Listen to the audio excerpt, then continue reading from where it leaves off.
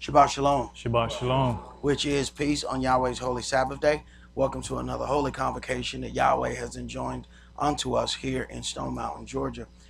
We can clearly see by the things that are happening in the news that we're getting closer and closer to the redemption of the children of Israel. The conflict that you're starting to see now, we're just basically getting caught in the middle of these things, just with a little bit of talk and a little bit of okay of the constant white supremacy that have always been here in America. You see that all of those groups have come back out of the shadows, which they never really went anywhere, but they were never really hunted. When there were groups like the Black Panther Party, those people were hunted down. I mean, they had a government-sponsored hit on them, and they went about to either kill or imprison every last one of those people. To this day, they still want a few. You know, the one that escaped and went to Cuba, they still want her to this day. So, but meanwhile, the white supremacists were allowed to mingle into society and transform themselves. So they have basically gotten into positions of power so that when we run into certain things, we're not able to discern whether or not it's racism right off, because the very people who used to wear the hoods now they have sheriff badges. Now they have police uniforms. Now they work at the county clerk's office. So when you get ready to just do regular business, you encounter these very same people who used to burn crosses and blow up churches and things of that nature. But they have been able to transform themselves into legal operating coalitions. And that's the difference between what we have encountered here and what they have been able to do. They've been able to still transform those things into legal entities. So they're not being hunted down. And just the talk of taking down some of these Confederate monuments have really upset some of those people. I remember going to Stone Mountain to see the laser show, and everybody knew to get ready, because toward the end they were gonna pull out that "I Wish I Was in Dixie" song. And when they pull out that "Wish I Was in Dixie," it was about 300 rednecks. They oh! I mean, they yee down at the yee started at the ankle, and it worked all the way up. It was a good little while before they got that haul out. You know, it was a yeah. You'd be like, when is the haul coming? Because that's a long yee. And then they finally haul, because up on the side of that mountain, we always knew that those were, you know, the Confederate soldiers. They're Confederate heroes. So we knew what was going on when we went out to Stone Mountain. But you can tell that the landscape is changing, or there's a push for the landscape to be changed, because the most recent laser show that we went to, we saw Martin Luther King, an image of Martin Luther King in the laser show. And I'm sitting around looking like, hey, when MLK get in here? And you can tell there was a few good old boys that was like, what's he doing in there? How did he get, who put Martin Luther the King on the mountain? You know, they was a little pissed off that, you know, and I didn't hear "I Wish I Was in Dixie." They took the Dixie song out.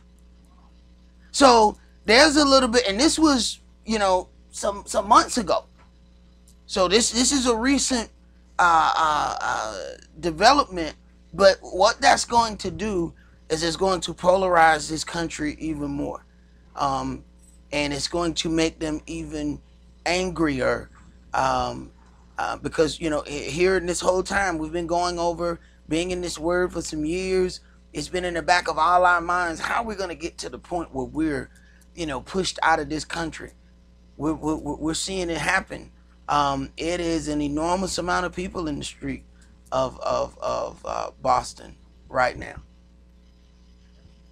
Some and the issue is, we're talking about Gentiles who are for those things, and then Gentiles who are against. This is why I don't promote the whole blanket statement or the blanket dealing of any people.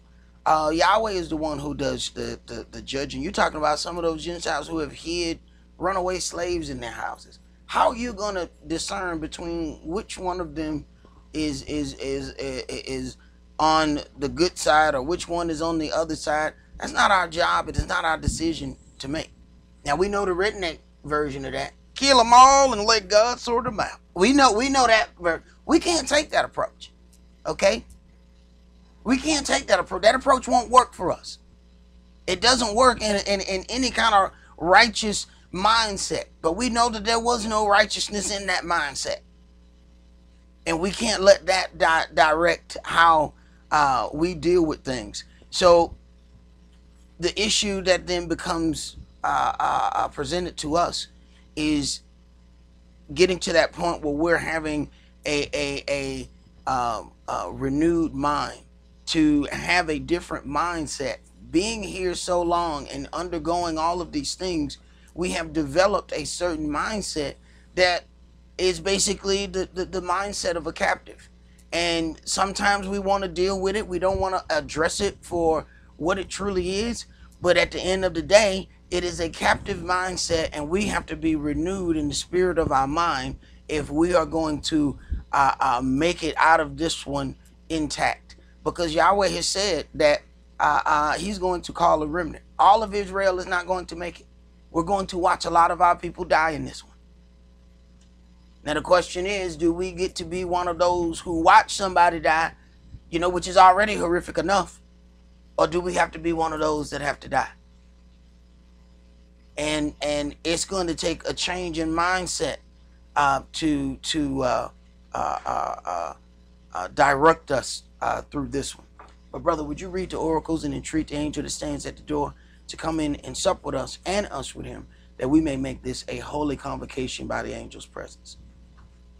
1 Peter chapter 4, verses 7 through 11. But the end of all things is at hand. Be you therefore sober, and watch unto prayer. And above all things have fervent love among yourselves, for love shall cover the multitude of sins. Use hospitality one to another without grudging. As every man has received the gift, even so minister the same one to another, as good stewards of the manifold grace of Elohim. If any man speak, let him speak as the oracles of Elohim. If any man minister, let him do it as of the ability which Elohim gives, that Elohim in all things may be glorified through Yahshua the Mashiach, to whom be praise and dominion forever and ever. Amen. Ephesians chapter 4, verses 29 through chapter 5 and verse 4. Let no corrupt communication proceed out of your mouth, but that which is good to the use of edifying, that it may minister grace unto the hearers. And grieve not the Holy Spirit of Elohim, whereby you are sealed until the day of redemption. Let all bitterness and wrath and anger and clamor and evil speaking be put away from you with all malice. And be you kind one to another, tender-hearted, forgiving one another, even as Elohim for Yahshua's sake has forgiven you. Be you therefore followers of Elohim, as dear children, and walk in love, as the Mashiach also have loved us, and has given himself for us an offering and sacrifice to Elohim for a sweet-smelling savor. But fornication and all uncleanness or covetousness, let it not be once named among you as becomes saints. Neither filthiness, nor foolish talking, nor jesting, which are not convenient, but rather given of thanks. Ecclesiastes chapter 5, verses 1 and 2. Keep your foot when you go to the house of Elohim, and be more ready to hear, than to give the sacrifice of fools, for they consider not that they do evil. Be not rash with your mouth, and let not your heart be hasty to utter anything before Elohim. For Elohim is in heaven, and you up on earth, therefore let your words be few. Exodus chapter 23, verses 20 and 21. Behold, I send an angel before you, to keep you in the way, and to bring you into the place which I have prepared. Beware of him, and obey his voice. Provoke him not, for he will not pardon your transgressions, for my name is in him.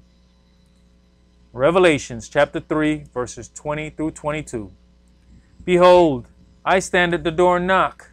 If any man hear my voice and open the door, I will come into him and will sup with him, and he with me. To him that overcomes will I grant to sit with me in my throne, even as I have also overcame and am sat down with my Father in his throne. He that has an ear, let him hear what the Spirit says unto the churches. All right, we're going to begin today's sermon in Ezekiel chapter 36. Ezekiel chapter 36, and we're going to read verses 16 through 20. And today's sermon is entitled, Being Renewed in the Spirit of Your Mind. Being renewed in the spirit of your mind. And we're going to begin at Ezekiel chapter 36, and we're going to read verses 16 through 20. Moreover, the word of Yahweh came unto me, saying, Son of man, when the house of Israel dwelt in their own land, they defiled it by their own way and by their own doings. Their ways was before me as the uncleanness of a removed woman. Now, these are, first of all, this is a subject that people don't even want to talk about. You have so-called Hebrew congregations that don't do a separation when a woman is removed and a woman is set apart when she's undergoing her purification. As we've gone over before, the things that make man and woman unclean are both instruments of fertilization. Between the what proceeds out of the man that has to do with fertilization, that makes him and the woman unclean. And then you have the passing of that egg, which is what that cycle is, that unfertilized egg. That is a instrument of fertilization that was not fertilized, so it is dead and is passing. So that is why there is a separation. But you have people that, because they want to these are church leaders, because they want to get more people, because they want to get a deeper following, is certain things that they will just not bring to the table. There's something else that you have to look at in verse 17. When the house of Israel dwelt in their own land, they defiled it by their own way and by their own doings. So when we talk about how we ended up in this predicament, it is because we did not walk in the ways that Yahweh has given us, which is very interesting when you start to hear all of these so-called people talk, and they're having these forums, and they said, you know, what black people need to do. And these things happen in churches, they happen in these town hall meetings, and not one of those people at all mentioned, maybe we should start back keeping the commandments. And it's church leaders that are conducting these things, and it never comes to the table that we should probably start keeping the commandments. So we need to understand how we got in this predicament, because that's the only way you're going to fix anything, is figure out how did that happen? How did you get to that point? Because what we like to do is just, you know, talk about our current situation instead of examining, back up, figure out how you got into that situation. So the next time you pass that street sign, you don't turn on that same street. Go ahead. Ezekiel chapter 36 and verse 18. Wherefore I poured my fury upon them for the blood that they had shed upon the land, and for their idols wherewith they had polluted it. Right. Wherefore I poured my fury upon them for the blood that they had shed upon the land. When you allow wickedness to go on, you have innocent people's blood on your hand that then see that, believe that it must be okay, and then they start to do it. See, this is the danger of justifying the wicked. Because other people see it, it becomes a normal thing, and now there's more blood on your hands. Go ahead. And I scattered them among the heathen, and they were dispersed through the countries, according to their way and according to their doings, I judged them. So the things that we are going through is Yahweh's judgment against us. That's why we're spread into all of these places. Yahweh could have easily just put us in one place, and we would have taken over whatever place it was, because there would have been too many of us. So Yahweh knew exactly what he was doing. No matter, in all of the places we are, we're still called a minority. So he said, send a little bit of them there, send a little bit of them there, send a little bit of them there. And he spread us all the way across the globe the same way.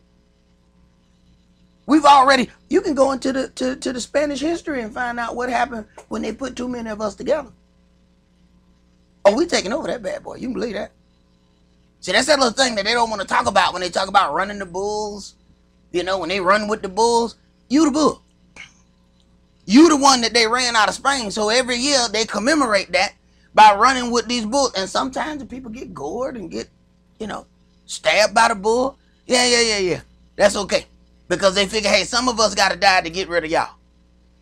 Then you wonder why the slave trade was spearheaded by the Spanish, Portuguese, and Dutch.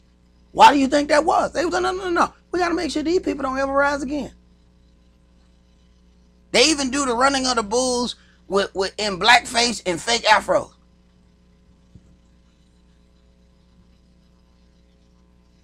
And none of us asked any question. Hey man, why they got the blackface with the what that about? We don't ask a thing. We just look at it on TV. Yeah, we become just like everybody else. That's peculiar. Right. Go ahead, brother. No, I just want to say, even in reading what we're reading, that you have a lot of people out there that talks about how terrible Yahweh is, not really having an understanding that it was the unrighteousness why Yahweh made these judgments. Right. Well, here's the thing. Yahweh can't dwell where wickedness is. So Yahweh turns around and sets up and he gives you this land. He gives you this righteous code of conduct.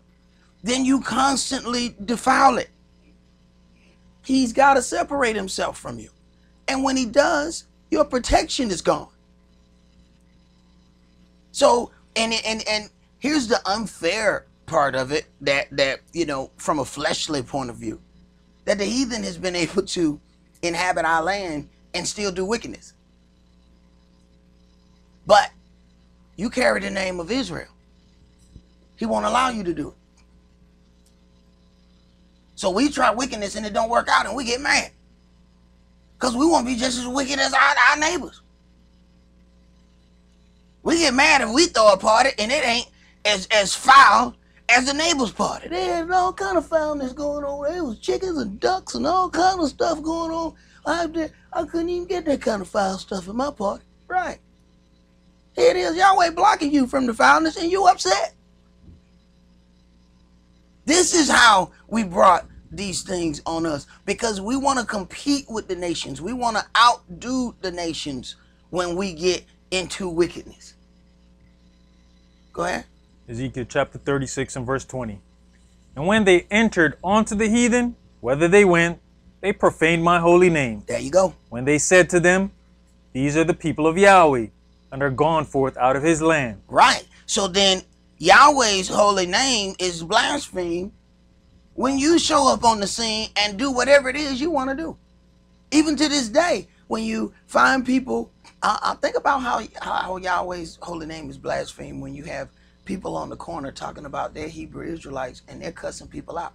So that when you encounter somebody and you tell them that you're a Hebrew Israelite, the first thing they think of, they don't look directly at you. The first thing that goes through their mind is the megaphone brother who just got through cussing somebody out while they were walking past them downtown. They're blaspheming Yahweh's holy name. That's what they're thinking of when they hear you're an Israelite. So you must be one of them people who cuss people out. And when you understand how those brothers are taught, they're taught that they can't leave a conversation without coming to a certain agreement. So they believe that they got to completely evangelize you in one sitting. Here it is. You might have been, people have had and undergone the thought process that they've had for 20, 30 years. What make you think you're going to change that in one conversation? So when they can't change it in one conversation, they act just like the brother who tried to talk to a sister and then she don't talk to him. How you doing, beautiful? I ain't interested. What the hell was you then? I ain't want your number anyway. And we got Hebrews acting like that with the word. or so-called Hebrews. Because something is truly wrong with that mindset. Verse 21, keep going, bro. But I had pity for mine holy name, which the house of Israel had profaned among the heathen, whither they went. Right? Therefore say unto the house of Israel, Thus said the Adonai Yahweh, I do not these for your sakes, O house of Israel, but for mine holy name's sake, which you have profaned among the heathen, whither you went. So Yahweh has to clean up his holy name. Now, guess how Yahweh has to clean up his holy name? By cleaning you. That's how he cleaned his holy name. You got to get clean. He's got to have a holy representative on this earth. That's you. So you got to get clean. Go ahead. And thou sanctify my great name, which was profaned among the heathen, which you have profaned in the midst of them. And the heathen shall know that I am Yahweh, said the Adonai Elohim, when I shall be sanctified in you before their eyes. Before their eyes. You are going to be the one that make these people change their mind when they see, after all this stuff, these people still maintain integrity. These people still maintain their culture. Yahweh's going to show himself in you. See, the nations and the way that things have been taught, people think that they can go directly to Yahweh. And I keep telling people, it doesn't work like that. The nation's got to come through you. See, he's going to be sanctified in you. Then they're going to grab hold of you. The very thing that they don't want to do. Go ahead. Verse 24. For I'll take you from among the heathen and gather you out of all countries and will bring you into your own land. Right. So the redemption of the children of Israel was never this pie in the sky. See, we got that at Sunday church. That everybody, zip tang, go to heaven. The end result for Israel, the ultimate payment was always going back to your own land. You already have a paradise. He don't need to make some other paradise in the sky for you. He made one here for you. This was made for you. Then you messed it up. Take it from somebody. If you got children, when they tear up stuff, you don't just give them new stuff. Because they tear that stuff up too. Take it from somebody. You give a child a car and they wreck it. You give them another car. You look around. You about to wreck this one too? Because they don't have anything involved in it. What? Well, I wrecked the car. I blink my eye 3 times. Another car show up in the driveway. It's magic. That's what children think about food. They think it's a magical food fair. They come in there and be like, it be empty. And I close the refrigerator 3 times and I open it up. Oh my goodness, look at all that food in there. The favorite has arrived. No, I had to buy that, boo-boo. Boo-boo. No, daddy bought that. See, there ain't no food fairy in here. Somebody had to purchase that stuff. So Yahweh has to operate the same way. If you keep tearing up stuff and then he turn around and keep giving you stuff, you ain't never gonna learn nothing. And you have to do to your kids the same way. You have to exercise some tough love, or you gonna have them kids will get in the car and run you over and slap that thing in reverse just to finish the job. Why? Because they get accustomed to that by the things that you do. See, we don't understand that we're setting the precedent by allowing some of those things. Now, we'll look at the children, but we won't look at ourselves about how we set that precedent by letting it keep happening. So now it's expectation. Well, Yahweh has to do the same thing with the kids that he loves. I love them, but they're going to have to learn how to act. Go ahead. Ezekiel chapter 36 and verse 25. Then will I sprinkle clean water upon you, and you shall be clean. From all your filthiness and from all your idols will I cleanse you. A new heart also will I give you, and a new spirit will I put within you.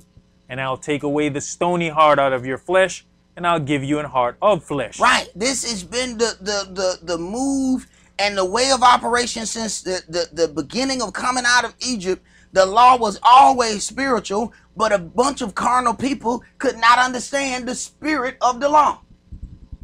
They could only see the natural part of offerings, the natural part of these things. They could not see the spirit, and the spirit was always there. As it is written, for finding fault with them, he brought forth a new covenant. The problem was in the people. Go ahead. And I'll put my spirit within you and cause you to walk in my statutes, and you shall keep my judgments and do them. Now, here's the thing. Even if we didn't understand that we were the children of Israel, with so-called preachers reading this book, and you say, okay, so let's say we believe the lie that, that was told to us that we were Gentiles, which makes absolutely no sense whatsoever. But anywho, so let's say we believe that lie, okay? And just as a regular Sunday preacher, you read that this is how he's going to cleanse his people. Wouldn't you at least attempt it for yourself, even if you didn't know that was you?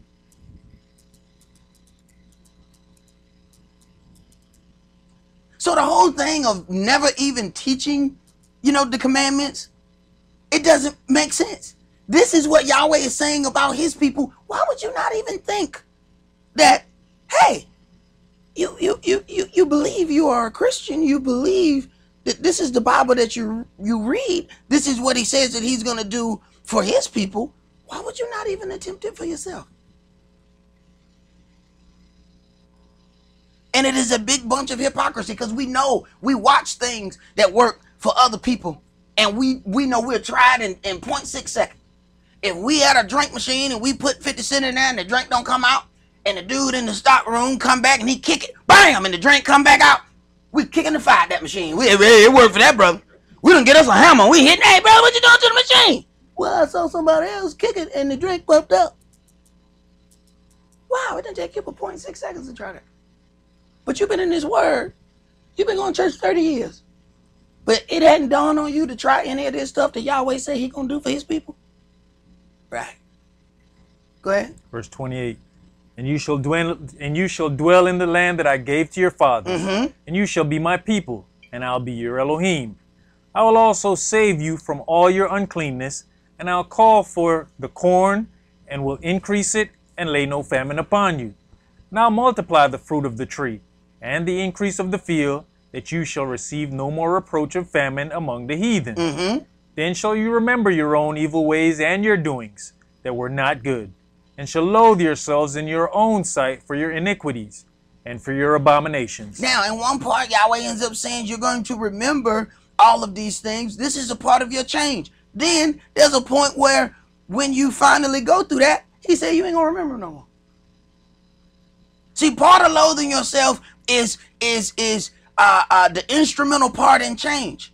Some of us can't grow because we think we already there. It's hard to teach somebody who think they already know, because they done already turned their ear off while you talking. You talking and it's common when as soon as we hit them teenage years and you start talking to them, they be like, psh. They turn their ear off. Hey, wait, they don't know what he talking about. He ain't nothing but a daddy. Couple years pass, and then they start going through all them problems. Then all of a sudden you say something in their head like it's the first time you done said it. Well, you ain't never told me that. I've only said it 116 times. Well, see, they didn't hear 115 because it hadn't hit them yet. Once they go through them problems, all of a sudden it makes that ear more attentive. Right. That's why Yahweh have to let us go through stuff. He can put it in his book all day long. We can read it all day long. But until that show up on our doorstep, our heart and ear is not that attentive. Go ahead. Verse 32. Not for your sakes do I this, said the Adonai Elohim. Be it known unto you. Be ashamed and confounded for your own ways, O house of Israel. Thus said the Adonai Elohim. In the day that I shall have cleansed you from all your iniquities, I will also cause you to dwell in the cities, and the waste shall be built. And the desolate land shall be tilled, whereas it lay desolate in the sight of all that passed by. And they shall say, this land that was desolate is become like the Garden of Eden. Right. They're trying to tell people, oh, you going to paradise in the sky. Yahweh, like, I already got you a paradise. Matter of fact, the land that I gave you is like the Garden of Eden. Now, it don't look like that now because you're not in it. People tell me, I'm going through the Holy Land. Man, that ain't holy right now. You're going to see a bunch of rocks and sand. When Yahweh people get there, they're going to be like, where do these beautiful trees come from? Well, this grass. It's like, wasn't this desert before? Yeah, it was desert when them lived there. The land don't land like these. Ain't the people who come from here. The land is not even going back to where it's supposed to be. Me and Leah was talking about some things about insects and how certain trees, because I was watching some documentary and they was talking about how the old antebellum houses were built, and they were built with certain wood that a termite won't come nowhere near. Here it is, we spraying and we doing all this stuff. Because they had free labor, they just went and got the best trees, this wood that termite won't come near. They have certain trees that are automatic insect repellents. So, you know, I know there's a whole lot of sisters trying to figure out how we gonna operate in the wilderness. I don't know nothing about this because I hate bugs, and you know, I don't know how that's gonna work. When Yahweh talking about beautifying the place of his rest, and you got trees that automatically repel insects, you gonna know them trees because all the sisters gonna be beside it. This one of them trees right now. Cause I don't want no bugs. Go ahead, bro. And the waste and desolate and ruined cities are become fenced and are inhabited. Then the heathen that are left round about you shall know that I, Yahweh, built the ruined places and plant that was desolate. I, Yahweh, have spoken it, and I will do it. Thus said the Adonai Elohim, I will yet for this be inquired of by the house of Israel, to do it for them. I will increase them with men like a flock. I will increase them with men like a flock. We know from reading the beginning of Exodus, we know that how you destroy a nation is if you kill the seed, you destroy the nation. So killing the seed means killing the male. So this is why we have these unusually large prison sentences for everything. Even in their official documents, the way that they take away our freedom. They say, you know, slavery is over, except if a person is a criminal. They automatically put a loophole in there for them. So the bottom line was, make all the men criminals, and we get to take away all their rights. So that loophole was put there from the beginning. And they've been operating in that loophole for all this time. All of this turmoil that's going on, this is the turmoil that America built. They built it by allowing it to keep going. You set a precedent every time something happens. Now you look at, you know, they're trying to figure out there was 6 like police shot like last night or night before or something like that. And they're like, they don't know if they're connected or what, because they're not even in the same state. But they're saying, you know, this is a lot to happen, you know, back to back. But when you get right down to it, this is what you built. This is what you built by allowing the white supremacists to join the police force. Then when they do things, the entire police force get together to protect them. Now we just read the era in that when the tribe of Benjamin decided that they were going to protect some racists. And the whole tribe almost got killed off. And all they had to do was turn over several rapists. Instead, almost everything that they owned, their entire nation and family within that tribe was almost killed off. They had to go find some women for Benjamin so that they can repopulate, because they almost got killed off like that. And all they had to do was turn up the rapists. Here they go. Y'all take them, render righteous judgment. So when you don't do that, you sacrifice that whole group of people. Well, America has not done that. So she has rendered the judgment upon her whole populace because she would not turn up and turn over the evil ones who did those things. Did you finish that? Last verse, 38. As the holy flock, as the flock of Jerusalem and her solemn feasts, so shall the waste cities be filled with flocks of men, and they shall know that I am Yahweh. And they shall know that I am Yahweh. They will know that he is Yahweh, that Yahweh has done it, because you take these people that everybody has said are nothing, that everybody has said will not be anything, and then all of a sudden you find these people are the ones who are in power and in control, yet they did not have an organized army. They did not have any of the weapons of mass destruction. They will know that it is Yahweh, because who else will be able to do that without having all of this organized form of weaponry and things of that nature? Let's go to Ezekiel chapter 10. Ezekiel chapter 10, and we're going to start that at verse 1.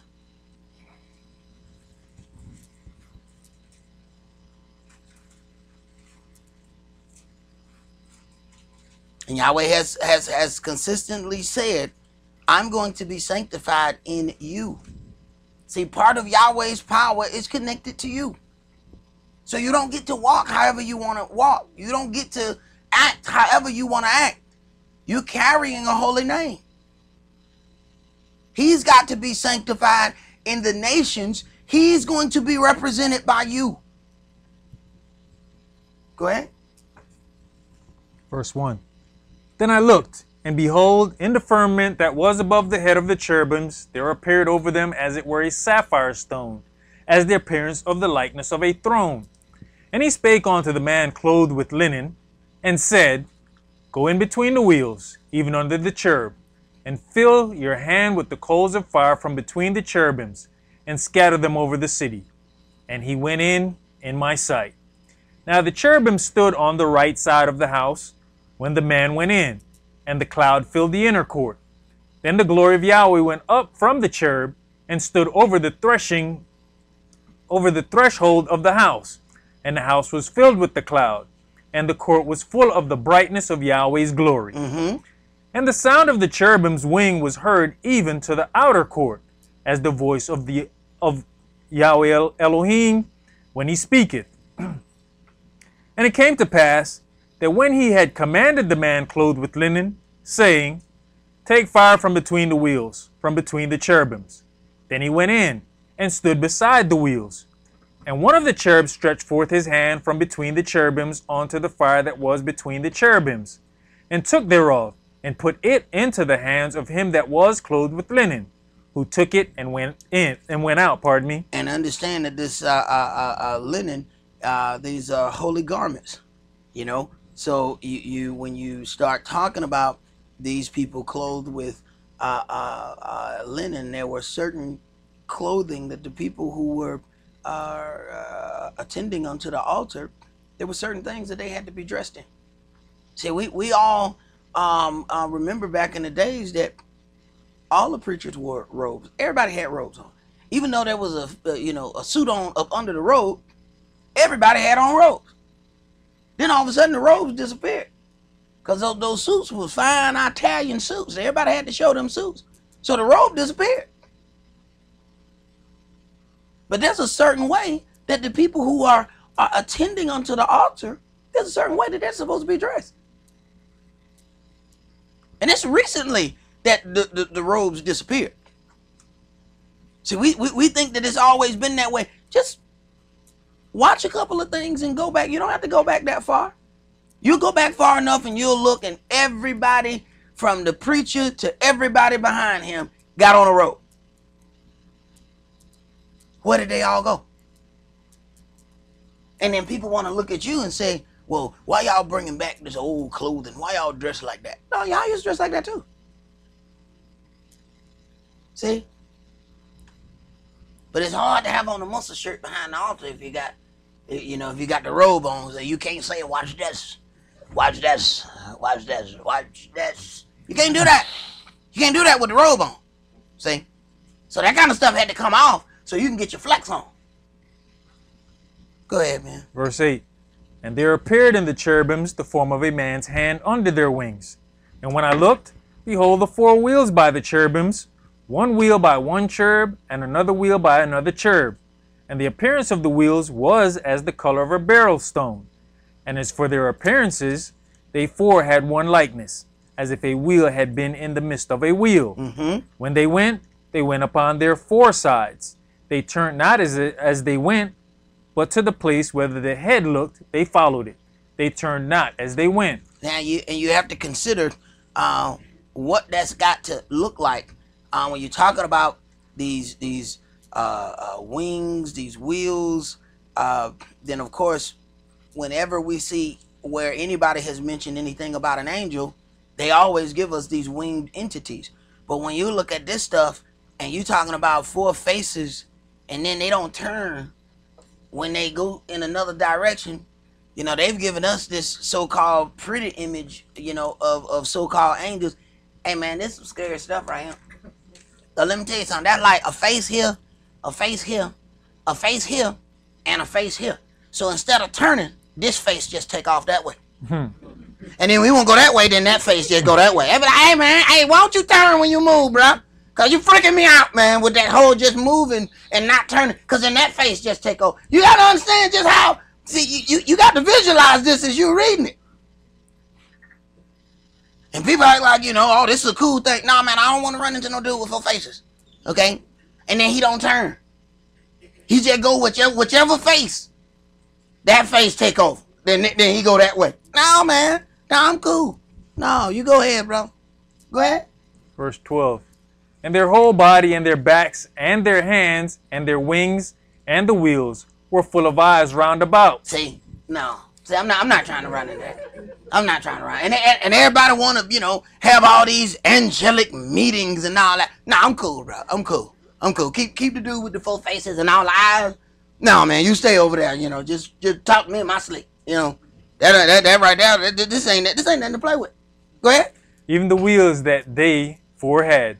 As for the wheels, it was cried unto them in my hearing, O wheel. And everyone had four faces. The first face was the face of a cherub, and the second face was the face of a man, and the third face of a lion, and the fourth the face of an eagle. And the cherubims were lifted up. This is the living creature that I saw by the river of Chebar. And when the cherubims went, the wheels went by them. And when the cherubims lifted up their wings to mount up from the earth, the same wheels also turned not from beside them. When they stood, these stood.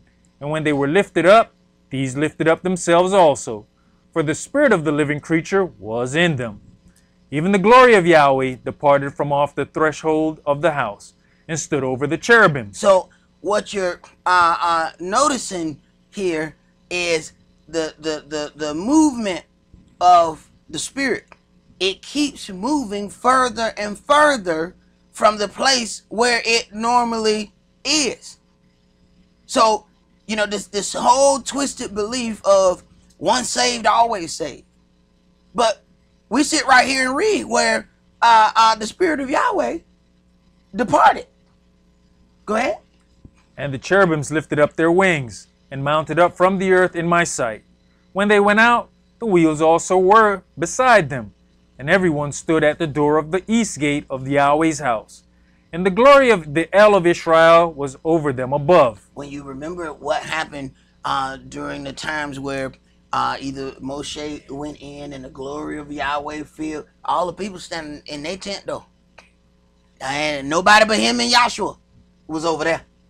The people didn't want no parts of that. They we'll stand right here and we'll watch you deal with that cloud and that smoke stuff. But we're not going over there with that cloud over there. Go ahead. This is the living creature that I saw under the El of Israel by the river of Chebar. And I knew that they were the cherubims. Everyone had four faces apiece, and every one four wings. And the likeness of the hands of a man was under their wings. And the likeness of their faces was the same faces which I saw by the river of Chebar. Their appearances and themselves, they went every one straight forward. All right, keep going. Moreover, the Spirit lifted me up and brought me unto the east gate of Yahweh's house, which looks eastward, and behold, at the door of the gate 25 men, among whom I saw Yazaniah the son of Azar, and Pelatiah the son of Benaiah, princes of the people. People with authority. Go ahead. Then said he unto me, Son of man, these are the men that devise mischief, and give wicked counsel in this city, which say, It is not near, let us build houses. This city is the cauldron, and we be the flesh. In other words, nothing gonna happen to us because we Israel. Yahweh done already said and prophesied what power Israel is given. So we don't have to listen to this stuff. See, prophesy unto us smooth things. God ain't mad with you. Then Yahweh said, oh no, the people who speak peace, they're wicked. But see, the twisted around thing is they'll turn around and say, who is that mad preacher who be talking all this stuff right here? See? They think something wrong with the message I teach. Because I don't come in love, peace, and hair grease. That's what they want. See?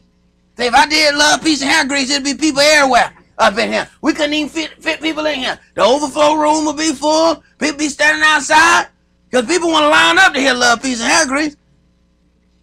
But Yahweh said, I'm going to bring forth judgment if you're not doing what you're supposed to do. They don't want to hear that. They don't want to hear that. People ain't standing in line to pay for that. See, they got a problem. But see, listening to all them lies ain't going to do nothing but set you up for a greater judgment. Because it's one thing getting punched in the mouth. It's something altogether different getting punched in the mouth when you know it's coming. See, they're not going to know it's coming. Because they've been listening to love. And then all of a sudden, a punch come in the mouth. Oh, that'll knock you down hard when you get hit and you don't know you about to get hit. Go ahead. Ezekiel chapter 11 and verse 4. Therefore prophesy against them. Prophesy, O son of man. And the Spirit of Yahweh fell upon me and said unto me, Speak, thus said Yahweh. Thus have you said, O house of Israel, for I know the things that come into your mind, every one of them. You have multiplied your slain in this city, and you have filled the streets thereof with the slain. Therefore thus said the Adonai Elohim, Your slain whom you have laid in the midst of it, they are the flesh, and this city is the cauldron, but I'll bring you forth out of the midst of it. You have feared the sword, and I'll bring a sword upon you, said the Adonai Elohim, and I'll bring you out of the midst thereof, and deliver you into the hands of strangers, and will execute judgments among you. Right. Israel were created to be servants. So Yahweh said, either you're going to serve me or you're going to serve the heathen round about. And we go into places and we have horrible job situations. We go and you find some people every time you turn around, they got a new job and it's a new hateful situation at the job. Why is that? Because you haven't learned how to serve Yahweh. That's part of the punishment. You keep going somewhere and running into horrible people to serve. Wait, listen to what Yahweh said. If you serve me, you don't have to serve the nations. It says when a man's ways please Yahweh, he makes even his enemies to be at peace with him. So when you start serving Yahweh right, you'll go to places. I had a redneck train me on doing some things 20-some years ago. And he looked me right now and said, look, I don't like niggas.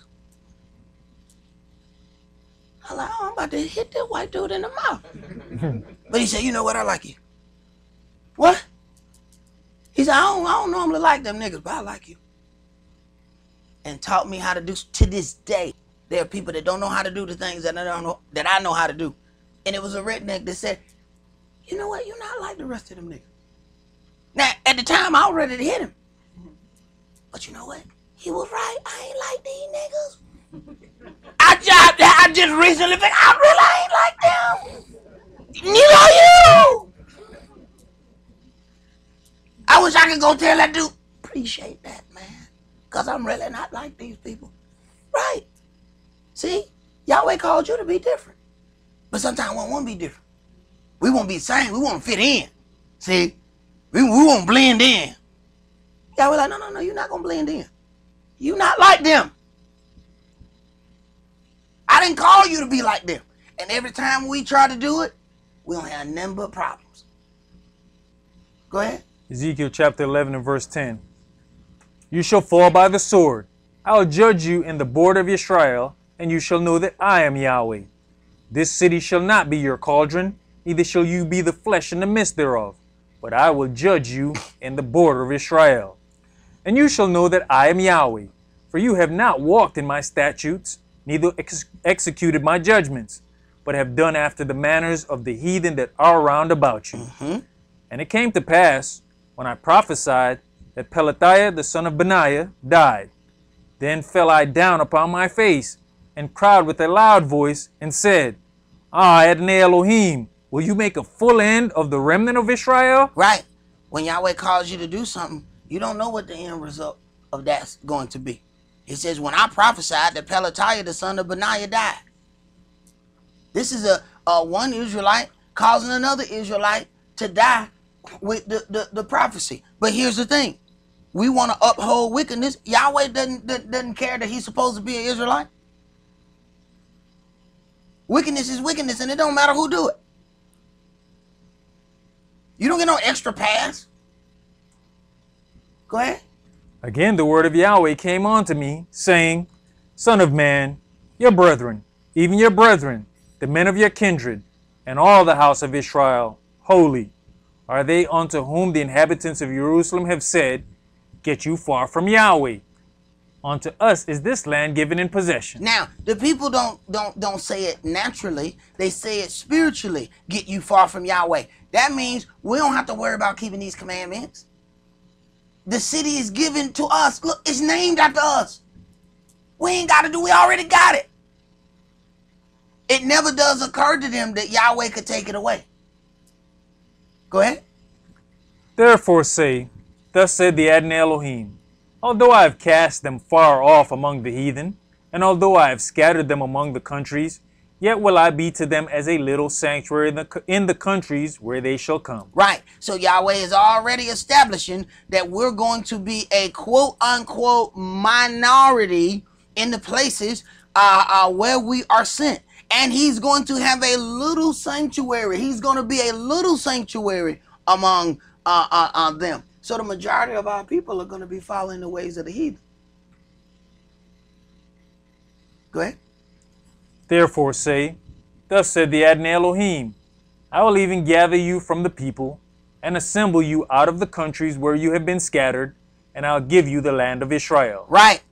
No matter how many times we hear that lie, the destination for Israel was always Israel.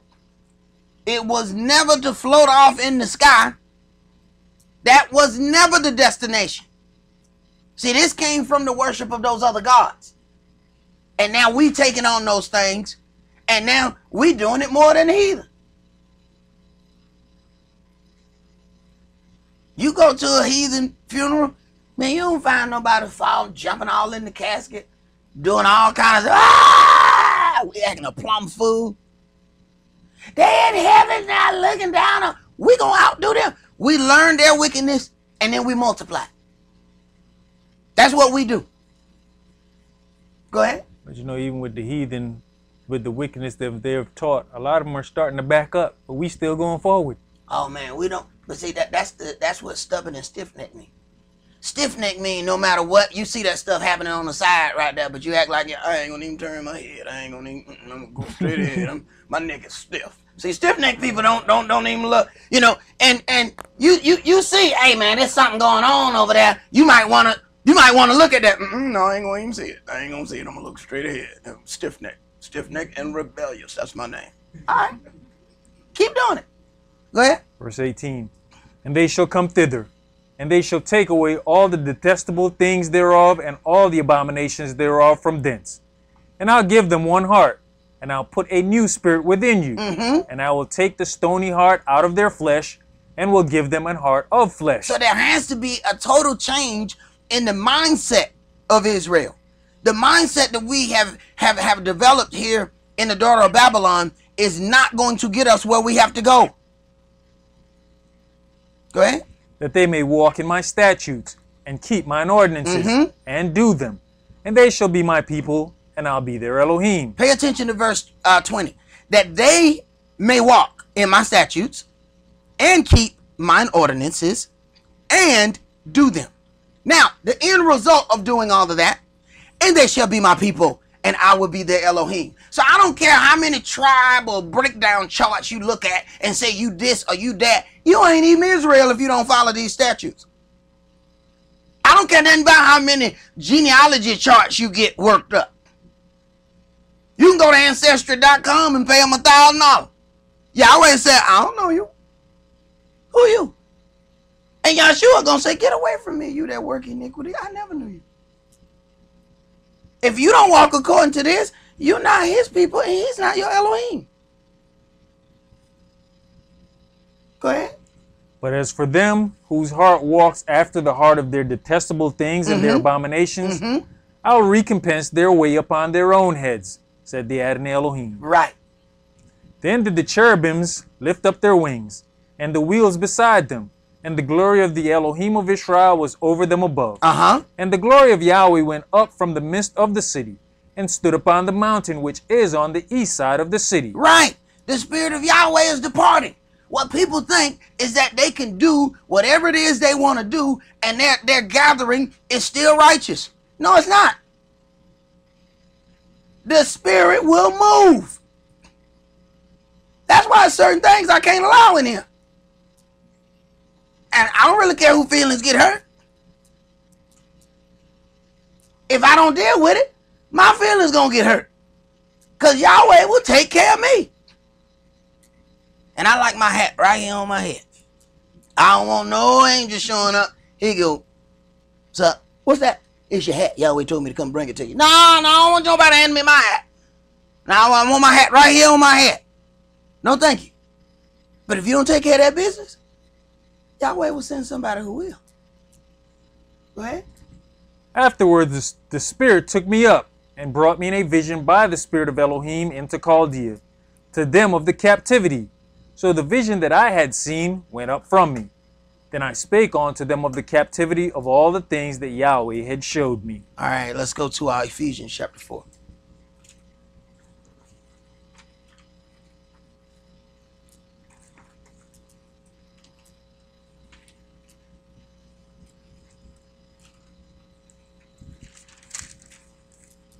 Ephesians chapter 4, and we're going to start that at verse 1.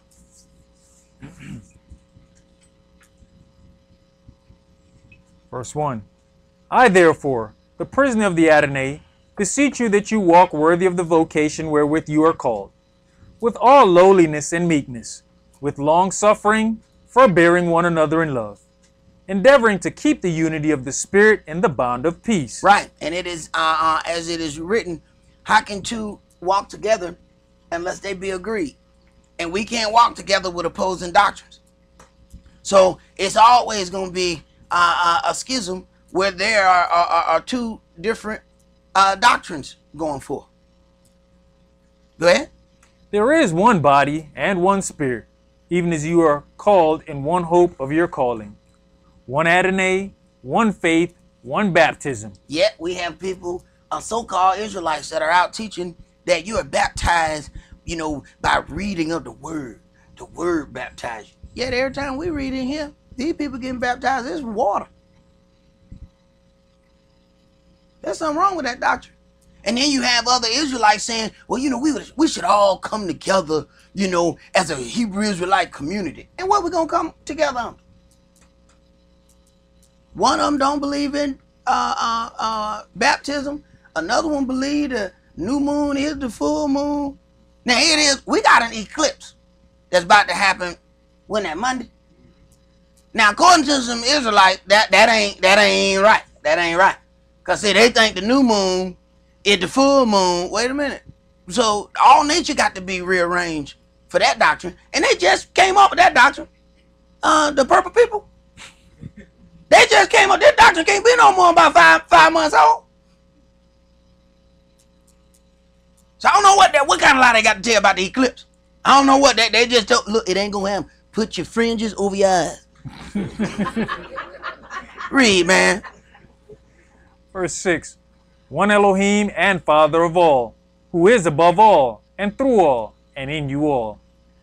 But unto every one of us is given grace according to the measure of the gift of the Mashiach. Wherefore he says, when he ascended up on high, he led captivity captive, and gave gifts unto men. Now that he ascended, what is it but that he also descend first into the lower parts of the earth?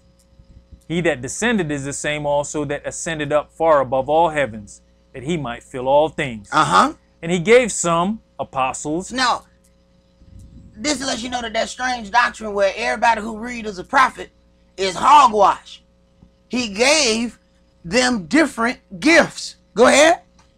And some prophets. So some are apostles, some prophets. They say anybody who reads is a prophet. So then, if you can call yourself to be a prophet, then how can it be a gift of the Spirit?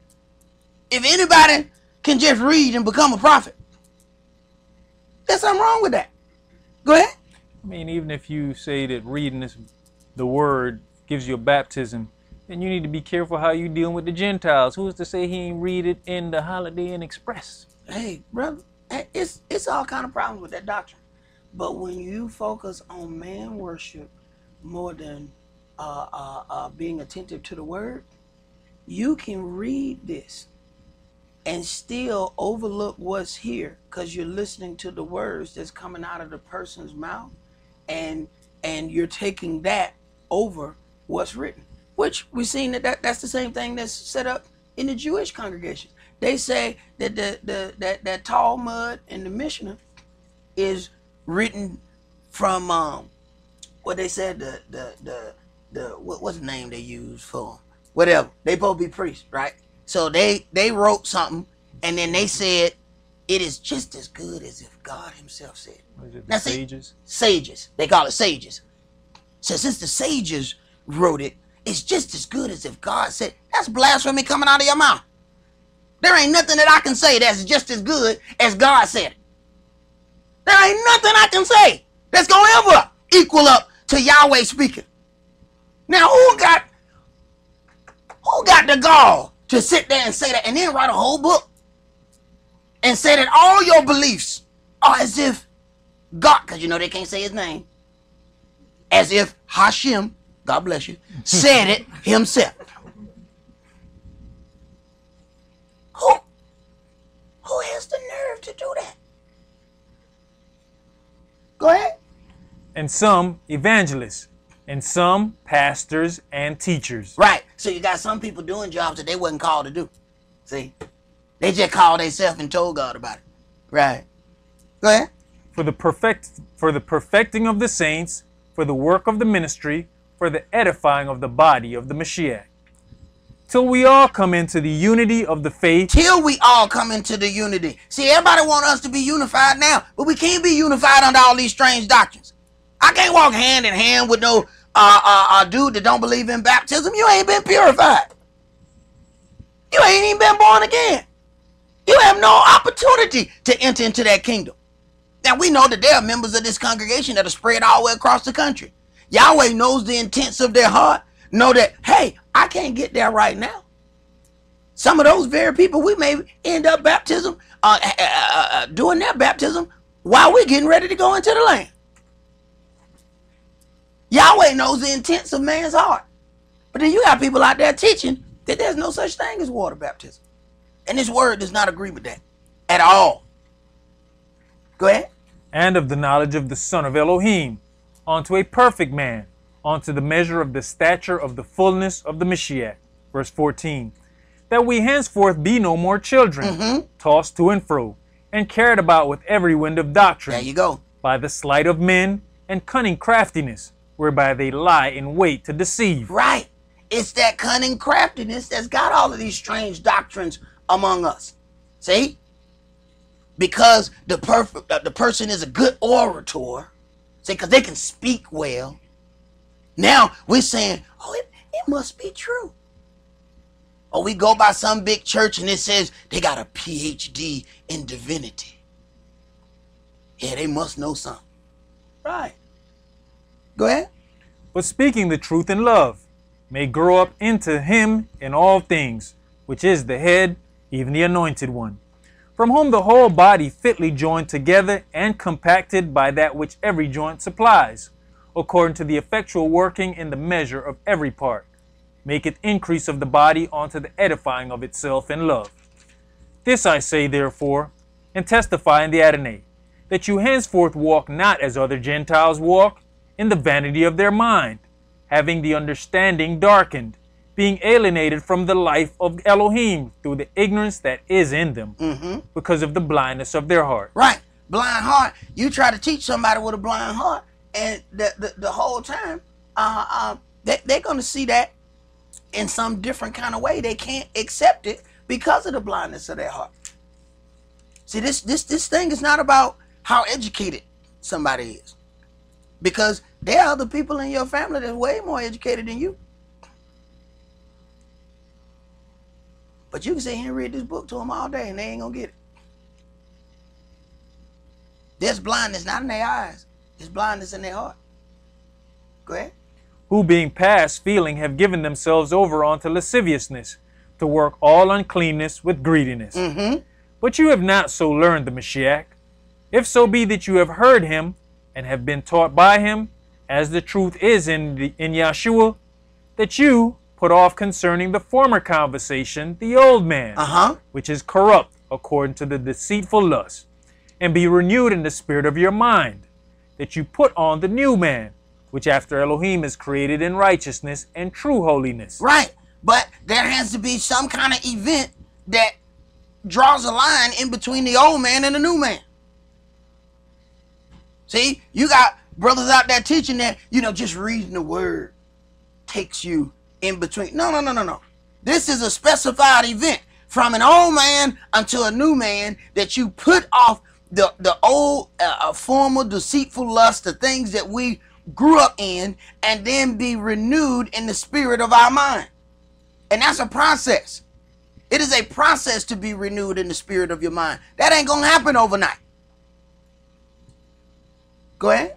Wherefore, putting away lying, speak every man truth with his neighbor, for we are members one of another. Be you angry, and sin not. Let not the sun go down upon your anger. Neither give place to the devil. Let him that stole steal no more, but rather let him labor, working with his hands the thing which is good, that he may have to give to him that needs. Let no corrupt communication proceed out of your mouth, but that which is good to the use of edifying, that it may minister grace unto the hearers. Right. So then when you consider this strange doctrine that's coming out of people's mouths, it is corrupt communication, because you now have those people not walking in the way that is going to ultimately lead them unto salvation. Then that's corrupt communication. Go ahead. And grieve not the Holy Spirit of Elohim, whereby you are sealed unto the day of redemption. Let all bitterness and wrath and anger and clamor and evil speaking be put away from you with all malice. And be you kind one to another, tender-hearted, forgiving one another, even as Elohim for Yahshua's sake has forgiven you. Now, when you talk about being renewed in the spirit of your mind and understanding and allowing the spirit to direct you, there are certain times that the spirit will bring understanding it may be a very inconvenient time for you, but you don't get to decide when Yahweh is going to bring enlightenment to you. In the middle of pregnancy of one of our children, I'm going through the book, and we're creatures of habit. We do things that we're accustomed to, and then Yahweh gives me this thought that no man should be delivering a child. When you're reading this book, it's the women that did the delivery of children. It was the midwives who did those things. So I said, wow, that's a deep thought Yahweh gave me right there. That's deep. We already in what, 7 months of the pregnancy? We've been dealing with this dude. The dude already delivered one of the babies before. So my grand idea, well, you know what? Next time we have a baby, then we're gonna make sure we don't get a man doctor. We had absolutely nothing but hell from that day on. Cause I decided I'm gonna put Yahweh off. Now Yahweh like, no. I don't care if he gave it to me in the 8th month in the 29th day and the baby will come in tomorrow. Put that man out of there. See? But I didn't do it. And I caused absolutely nothing but havoc. The whole delivery, everything was a problem. And it got to the point that was the longest delivery of any child whatsoever. And I made that happen because I decided that I wasn't going to deal with it when Yahweh showed me.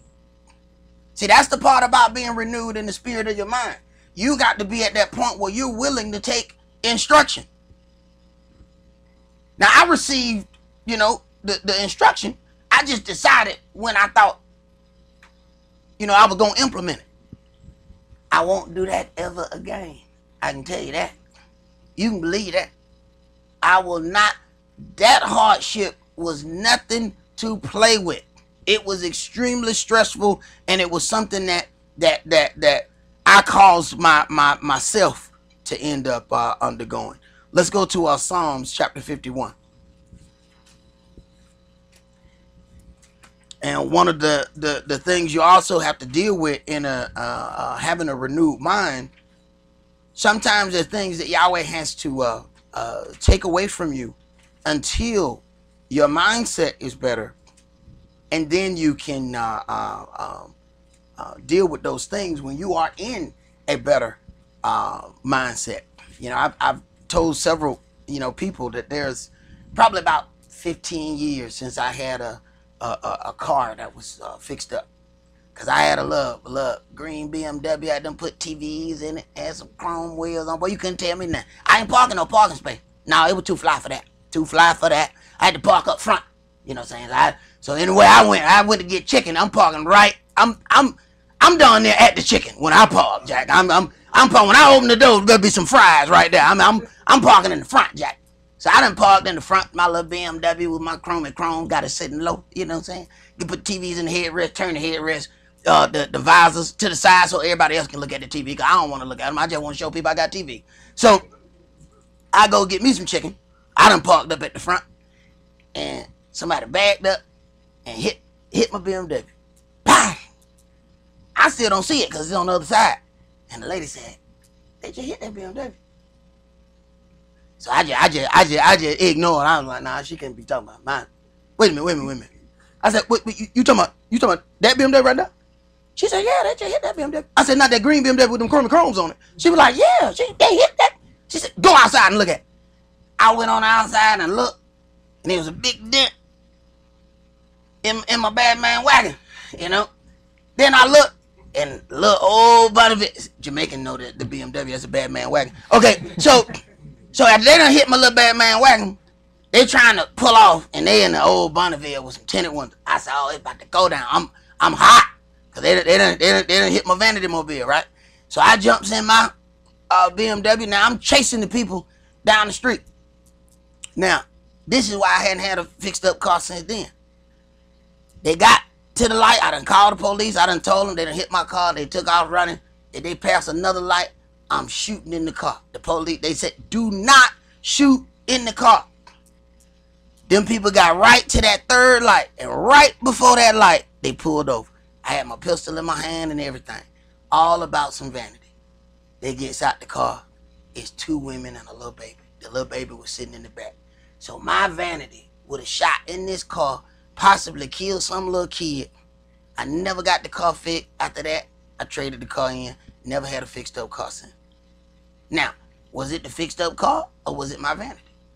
It wasn't the car. It was what I was doing with the car. See? So, but I say that to say I'm finna get another fixed up car. You know what I'm talking about? Because I got my vanity together. You know what I'm talking about? I'm just saying, though. You know what I'm talking about? Go ahead, man. Psalms 51 and verse 1. Have mercy upon me, O Elohim, according to your loving kindness, according unto the multitude of your tender mercies, blot out my transgression. Mm-hmm. Wash me thoroughly from mine iniquity, and cleanse me from my sin. For I acknowledge my transgressions, and my sin is ever before me. I acknowledge my transgressions. I don't try to hide my sin. See? For me to be able to get true forgiveness, I got to be able to acknowledge that I've done those things. That's why we can't really get any forgiveness, because we keep trying to pretend like we ain't do nothing. Even when we offer apology, I apologize if I did something to offend you. You stabbed me, man. What you mean if you did something to offend me? You know you offended me. See? So we can't get true forgiveness because we can't have a true acknowledgement.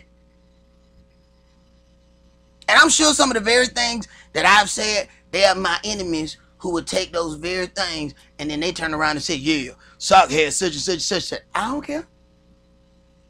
I acknowledge my transgression. I use them as teaching tools. They can't, once I make it through it, and it's the same thing for you. Once you make it through it, it is power, and it can't nobody take that power away from you. I don't care how they tell the story and how they twist the story. It is your power once you make it through. Go ahead. We'd rather go sit in a private office and spend hundreds of dollars telling somebody so they can keep it all private. Right, right. We don't want to do that public thing. See, that's why we like, you know, they like making confessions to the priest.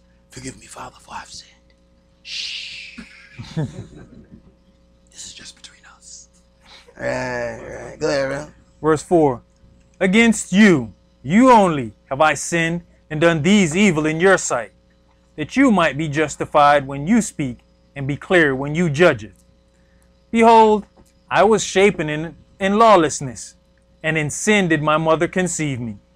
Behold, you desire truth in the inward parts, and in the hidden part you shall make me to know wisdom. Purge me with hyssop, and I shall be clean. Wash me, and I shall be whiter than snow. I shall be completely void of all things. White is the most emptiest color of anything. It has nothing else in it. Whatever you put in it, it's going to take over. Go ahead. Make me to hear joy and gladness, that the bones which you have broken may rejoice. Hide your face from my sins and blot out all my lawlessness.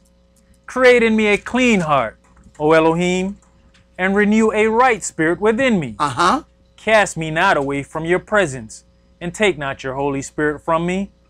Restore unto me the joy of your salvation, and uphold me with your free spirit. So you consider why this song was written after this brother Dawid, King Dawid, got in trouble dealing with Bathsheba. There was somebody else's wife that he ended up seeing in a compromised situation that he wasn't supposed to see. He saw that sister taking a bath, and he couldn't get that image out of his head. It was done deal after that. He went full-fledged, full strength to go and get that sister. Now, you consider what the word says. Anytime somebody commit adultery, they were supposed to be put to death. Yahweh said, I'm going to spare you. But you get right down to it. Because Dawid was a man with power and honor with Israel, Yahweh didn't punish Bathsheba. And you have to ask yourself, when you start reading that, why the only problem she went through was what was connected to him. They lost the baby. But that was about Dawid, not about her. See, when Yahweh give a man power, that man have to be responsible for how he carried that power. With the power that Dawid had, that woman didn't have an ounce of power in her to deny him. This was the king, anointed man of Israel. Brother, you have to be responsible how you carry your power. Go ahead. Verse 13. Then will I teach transgressors your ways, and sinners shall be converted unto you. Deliver me from blood guiltiness, O Elohim, you Elohim of my salvation, and my tongue shall sing aloud of your righteousness. O Adonai, open you my lips, and my mouth shall show forth your praise. For you desireth not sacrifice, else would I give it. You delighteth not in burnt offering. The sacrifices of Elohim are a broken spirit, a broken and a contrite heart. O Elohim, you will not despise. Right, because it's in that point that you will accept change. See, when we all howdy and we think everything going our way, we got a nice bank account, we got a nice little amount of money in there, we ain't really praying like that. We ain't really trying to change nothing like that, you know. Yeah, we straight. When them problems start happening, oh, Yahweh. Right. That way he waiting to get you. Now, you could have got that way with that money if you could humble yourself with it. The problem is, sometimes we can't. Matter of fact, most of the times we can't. Which causes Yahweh to have to pull everything away for a second, let you get your heart and your mind right, then he can give all that stuff back. With interest. It is not his desire to take things from you. It is his desire for you to be humble and have a contrite heart and spirit. The problem is we can't do that a lot of times with the stuff. That's why he got to take the stuff. He is not trying to take your stuff. He's trying to get you. He don't want your stuff. The earth and the fullness therein belongs to Yahweh. What little stuff you got? What that little stuff is? What is that? He said you're going to inherit better things than that in the land anyway. You're going to inherit houses you didn't even build. We going all about to paint our little houses and fix them up. Y'all, that's going to be a aquarium. Fish going to swim through this thing. I got better places for you. What you putting all the time in that for? Go ahead. Verse 18. Do good in your good pleasure unto Zion. Build you the walls of Jerusalem. Then shall you be pleased with the sacrifices of righteousness, with burnt offering and whole burnt offerings. Then shall they offer bullocks upon your altar. All right, let's go to Deuteronomy chapter 30.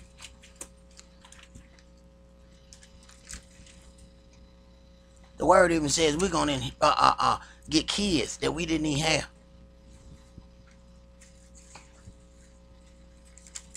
See, we ain't ready for that one. See, we ain't ready for that one. Look at everybody like, wait a minute, Sure. Wait a minute now. What are you talking about? Right. See, we want to talk about how great Yahweh is, but then we want the same breath, we want to limit his power too. We want to limit his power. He can do this, but he can't do that over there. Right. Deuteronomy chapter 30, and let's read verses 1 through 6. And it shall come to pass, when all these things are come upon you, the blessings and the curse. Right, and you know all we want to deal with is the blessing, because that's the only thing that is publicized. The blessing, the blessing, the blessing. The blessing came connected with a curse. When you read Deuteronomy 28, it's only 14 verses talk about the blessing.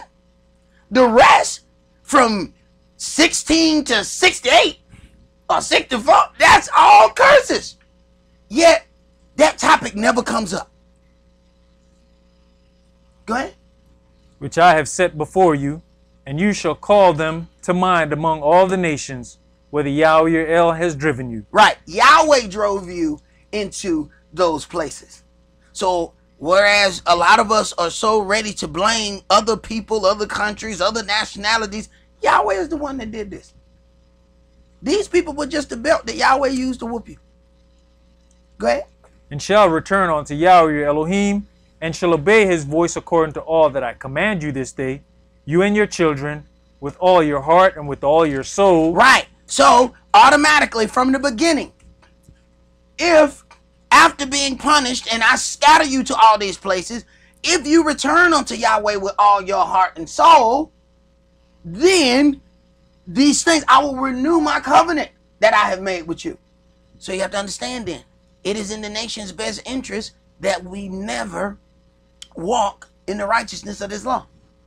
So if they're the ones who authenticate our ministers, that means they have to teach those ministers to make sure that we never follow the righteous path, or their power gets diminished over us. Because understand, our ministers have to go to their schools to get their degree. So when I see the things, and I drive by the place and they say PhD in divinity, I'll be like, yeah, hell no, no. I can look at the degree and say, hell no, no. He's been indoctrinated. Because they have taught him exactly, you can teach this, you can't teach that. You can teach this, you can't teach that. See, nobody ever told us while we were getting educated to also be aware of the indoctrination that's happening at the same time. Because they're reading you things, but then telling you that it means something else. That's how you get indoctrinated. So anytime you see this, your mind is not going to be here. It's going to be somewhere else. Go ahead. Verse 3. That then Yahweh your Elohim will turn your captivity and have compassion upon you, and will return and gather you from all the nations, whether Yahweh your Elohim have scattered you. Even from the beginning. Now, this is the Torah. The Torah is the first 5 books of the Bible, and it talks about coming from all nations. Yet we have some people sitting in the land that are calling themselves Jews, and they primarily came from one place. That doesn't fit what's written in this book. It doesn't even fit. You see why they can't use the Torah, though, right? That's why they got to get the Talmud and the Mishnah and all this kind of stuff. They have to rewrite it. Because the very book that they say that they believe in disproves who they are. So they can't go and read that every week. One of their children gonna ask, excuse me, hey, it keep talking about different places, but we all came from Germany. So, what they talking about here? Oh, forget that. Read out another book. We got another book. Oh, okay. Right. They can't read out this one. And the first thing they were talking about when the stuff happened in Virginia, it happened right by a synagogue or something. Or some people went by the synagogue and they was, the racists were saying all kind of things. And they hurry up and ran to go and protect the scroll, so that, because something might happen to the scroll. Because, they pay like an enormous amount of money to get these scrolls made up, and it's supposed to be the writing of the book. How about you just get the book and read what's in it? But they got this highly expensive scroll. Right, you mean the one that proved that you're not a Jew? You talking about that one? Yeah, scroll over there and get that. What's the problem? Because they know that none of this stuff fits them. But they running in to protect the writing. Remember now, it was a scroll that the fake Jews wrapped it along in. They took the scroll and wrapped the scroll around him and put him in the chair and carried him around and proclaimed that he was king. Y'all remember about this long. Y'all remember about this long. They wrapped him in a scroll. It was some fake Jews came in there. Because bottom line is, if you got enough money, the Jews, they'll do anything for you. When you go to jail, who they tell you? You get one of them Jewish lawyers, they get you out. You got to have some money. But you got enough money, they'll do anything. They done wrapped that and put him in a chair, carried him around. He talking about, this Christian church, they talking about Judah. He walking around there talking about they Judah. They carrying him around, proclaiming him to be king, done wrapped him in a scroll. Right. Bunch of pomp and circumstance. And we love to see it. Love to see it. Go ahead, bro. Verse 4. If any of yours be driven out onto the utmost parts of heaven, from thence will Yahweh your Elohim gather you. And from thence will he fetch you. Right. So every single place where we are scattered, Yahweh say, I'm going to go get you. Go ahead. And Yahweh your Elohim will bring you into the land which your fathers possessed, and you shall possess it. And he will do you good and multiply you above your fathers. And Yahweh your Elohim will circumcise your heart. Circumcise your heart. See, we were given a circumcision of the flesh, but Yahweh said it's your heart that needs to be circumcised. Wait a minute. It's Deuteronomy. And he's talking about circumcised heart. It was already talking about the spirit of the law. But we were too carnal to receive it. We keep thinking that this is new stuff. See, the Messiah brought in the new. No, man. The new stuff was already here. The problem was we were too carnal to accept it. Go ahead. And the heart of your seed, to love Yahweh your Elohim with all your heart and with all your soul, that you may live. Right. And if you're going to love Yahweh with all your heart and all your soul, that means you're going to follow his statutes and commandments. See? It takes some understanding to be able to do that with all your heart and with all your soul. Let's go to John chapter 3. See, we have been taught this in some kind of trivial way that, you just believe and have goodness in your heart. See, now everybody get to decide whatever goodness is. See, you just have goodness in your heart and God will take care of you. But goodness to the person on the left is not goodness to the person on the right. So there has to be some kind of statement of what is good. And Yahweh is giving us instructions for that. Yohanan chapter 3, and we're going to read verses verse 1 through 12. There was a man of the Pharisees named Nicodemus, a ruler of the Yehudis. The same came to Yahshua by night and said unto him, Rabbi, we know that you are a teacher come from Elohim, for no man can do these miracles that you do, except Elohim be with him. Yahshua answered and said unto him, Verily, verily, I say unto you, except a man be born again, he cannot see the kingdom of Elohim. So there has to be that line that we talked about. Except a man be born again, he cannot see the kingdom of Elohim. So there is a direct division between the old man and the new man. So what is that division? Go ahead. Nicodemus says unto him, How can a man be born when he's old? Can he enter the second time into his mother's womb and be born? Right. He's trying to figure out what is this event that's going to cause a man to be born again. Go ahead. Yahshua answered, Verily, verily, I say unto you, except a man be born of water and of the Spirit. I'll read that again, bro. Unless a man be born, except a man be born of water and of the Spirit. Now, hold on, brother. We got people teaching that there's no such thing as a water baptism. He had already talked about being born again. Then he said, how can a man be born again? Then he turns around and explains how you are born again. Water and of Spirit. Yeah, you got people out cussing people out on the corners, and not one of them have been purified. Not them, not their leaders, not their lieutenants, not their colonels. Go ahead. Except a man be born of water and of the Spirit, he cannot enter into the kingdom of Elohim. But they said, see, you baptized by the word, my brother. See, when you read the word, brother, you are being baptized. I ain't never read a book and it turned into water. I ain't never did that. I've been reading this for a minute. I ain't never been reading it and it just turned to water and just doused me. I ain't never seen that right now. Go ahead. That which is born of the flesh is flesh, and that which is born of the Spirit is spirit. Marvel not that I said unto you, you must be born again. The wind blows where it listeth, and you hear the sound thereof, but cannot tell whence it comes and where it goes. So is everyone that is born of the Spirit. So when you're born of the Spirit starts directing your goings. It starts directing the things that you're going to deal with, which may or may not make sense to your old life. See, my old life has said, hey, this is the doctor that we've chosen. This is the doctor who we've already paid to do, deliveries before of children. My old life said it don't make sense to change a doctor in the 8th month. Yahweh said, I don't care what your old thinking says. Do what I told you to do. And see, that's what we end up fighting. Old life and new life. New life come in and say, this is what you need to do. We like, no, but see, we're used to doing it like this over here. Then Yahweh got to reach out and touch you. Then you upset because somebody done reach out and touch you. It's your own fault. You had to get a little touch.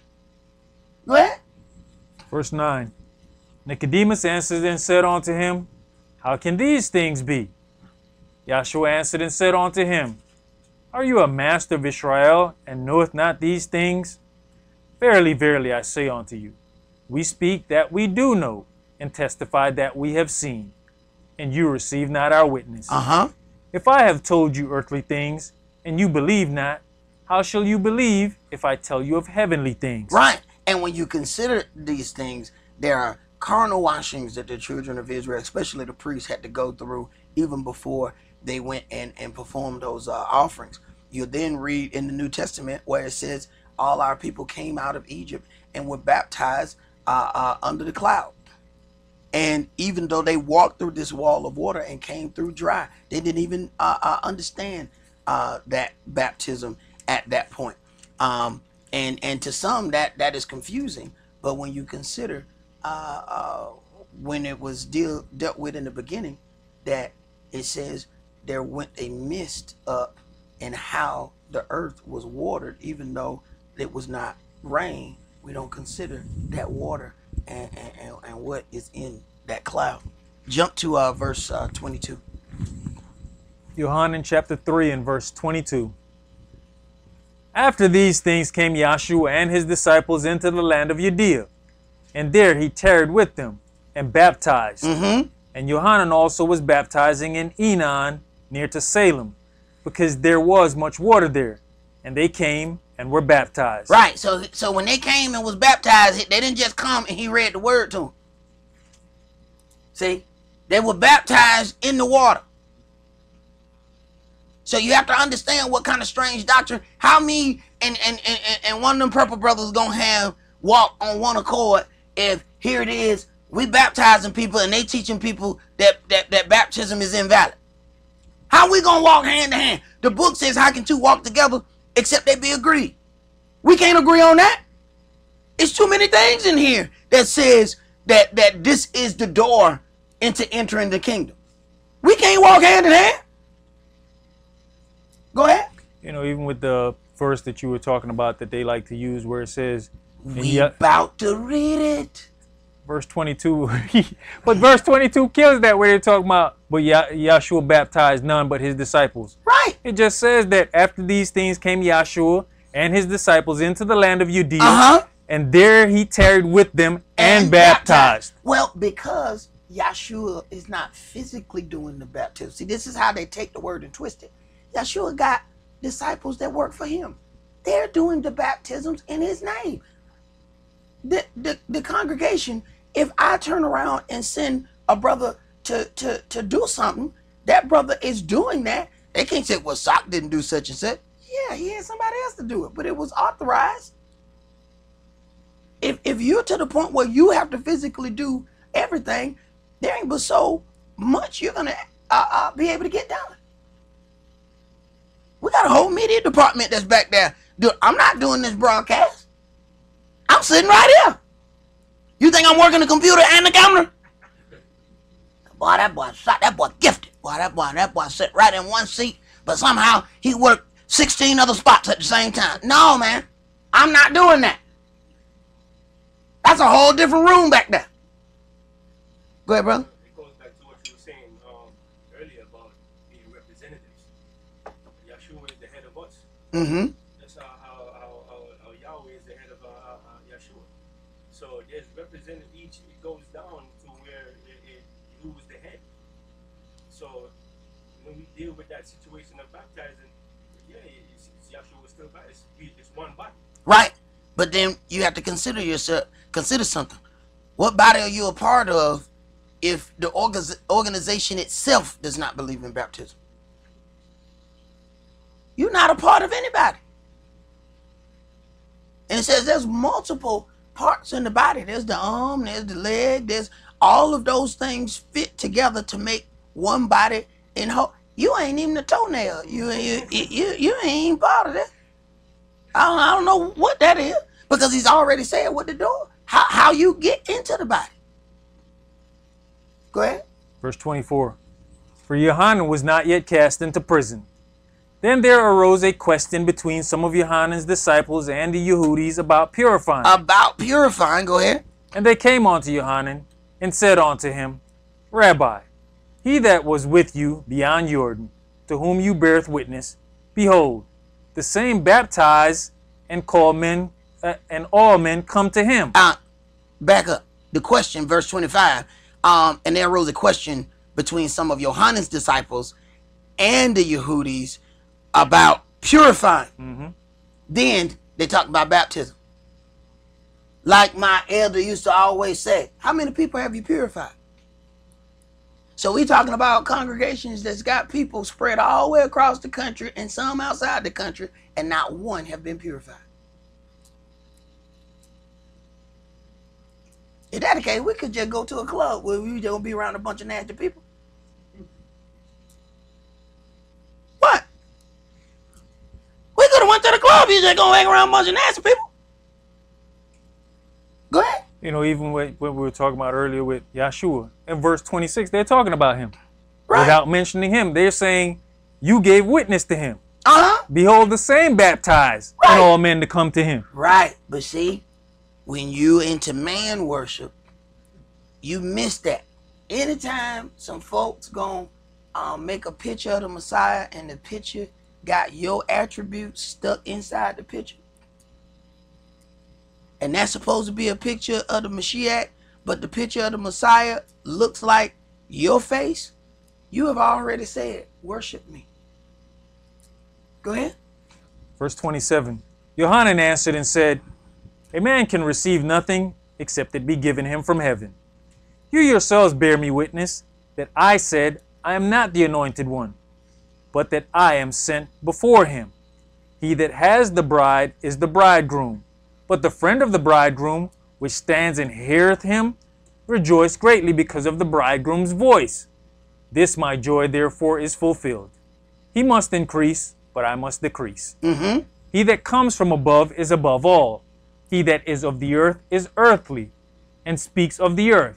He that comes from heaven is above all. And what he had seen and heard, that he testifies, and no man received his testimony. He that has received his testimony has set to his seal that Elohim is true.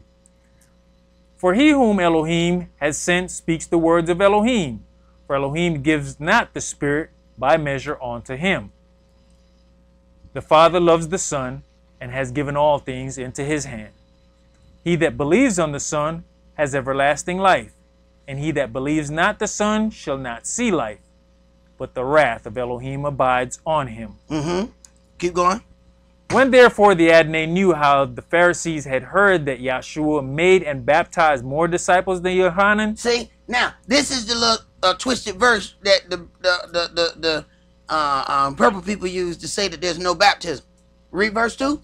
Though Yahshua himself baptized not. You see, and say right there, they stop. You see? Yahshua baptized not, my brother. You see how they took that out of context?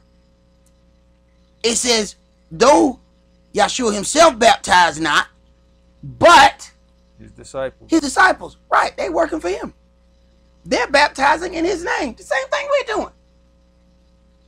Yahshua don't come here and baptize everybody for us. Mud, wait, Suck, I got this. No. No. No, that ain't what's happening. No, we have to do that in Yahshua's name. Same thing they did. But you see how that word, that twisted doctrine goes forth? Now you got all these unpurified brothers. And they don't know no better. They following what they thought was right. Jump to, let's go to Mark chapter 16.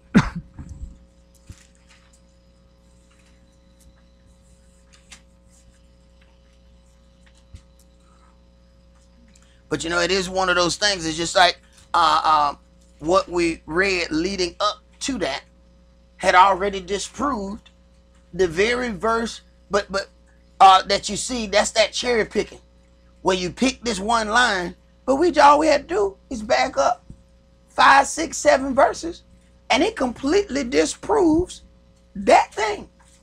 And most of the times, this book is the same way, where you got the Sunday theory of everybody go to heaven. The most popular Bible verse of all time is John 3:16. For God so loved the world that he gave his only begotten son. Yeah. Back up 3. It says, and no man has ascended up to heaven, but he that came down from him.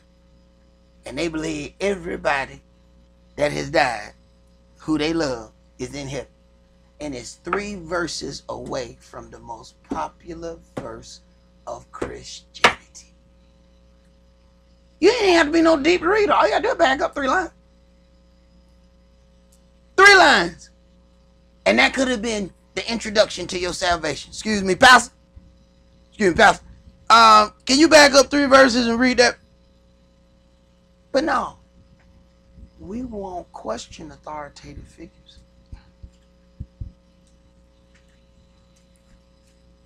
Go ahead, brother. Mark chapter 16, and let's read verses 9 through 16. Now when Yahshua was risen early the first day of the week, he appeared first to Mary Magdalene, out of whom he had cast 7 devils. Right. And what does it say in the word? Who do you think will love the Messiah the most? He said, whomever was forgiven the most. See, that's why some of us have somewhat questionable walks, because we think we was already clean when we got here. See, when somebody know for a fact, hey, I've been cleansed of some things, I got some work to do. See, that's why her level of dedication was a little bit higher than the other people. She said, no, I did some dirt. I still got my shovel. I know I done did some dirt. I'm going to work on this side of my life. Like I worked on the other side for evil, I'm going to work on this side. Go ahead. And she went and told them that had been with him as they mourned and wept. And they, when they had heard that he was alive and had been seen of her, believed not. After that he appeared in another form unto two of them, as they walked, and went into the country. And they went and told it unto the residue, neither believed they them. Afterward he appeared unto the 11 as they sat at meat, and upbraided them in their unbelief and hardness of heart. Right, because you would not receive the witness of any of these people who have come to you. Now I got to come to you myself. Go ahead. Because they believed not them which had seen him after he was risen. And he said unto them, now he's giving them instruction. Go ahead. Go you into all the world, and preach the gospel to every creature. He that believes and is baptized shall be saved. I'm sorry, read that again. He that believes and is baptized shall be saved. I'm sorry, brother, read that again. He that believes and is baptized shall be saved. Right. You even got one brother on the internet, I don't want to be baptized in no dirty water. That's what he called baptism, dirty water. Now this is in red, and the Mashiach is saying, he that believes and is baptized. So the only way that you can change that is you got to give the people the belief that baptism is some other event, because you can't take baptism out. So how did the devil give them the twisted doctrine? By telling them that baptism is reading the word. So somehow, now reading the word done got really deep now. Because now you read the word and you done became a prophet. Now remember that? Now you can't read with your head covered, brother, because you prophesying. See, because you reading the Bible. So now, if you read, you a prophet. And if you read, you baptized. So you should just be floating in wet every time you read this book. Because you prophesying and you getting baptized. Boy, that's got to be the dumbest thing I done heard in my life. And you got intelligent people believing this mess. Read, man. But he that believes not shall be damned. And these signs shall follow them that believe. In my name shall they cast out devils. They shall speak with new tongues. They shall. Right. That's all. Let's go to Acts chapter 2. But you know, after people believe in that, because they haven't had another choice. The people in Flint, Michigan drunk that bad water because they didn't have no other choice. It ain't like, you know, they were told that the water was messed up. It ain't like they were given another choice. This was the water that was given unto them. And you'll find that these people control the internet in the internet searches and putting out the false doctrine. So people who go to searching for truth run into the false doctrine first. So when they're not given any other opportunity, they believe that that's real water.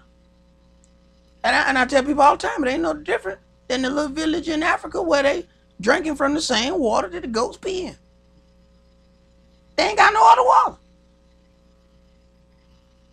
So you find one washing the goat in the water, and another one washing itself in the water, and another one drinking out of the same water.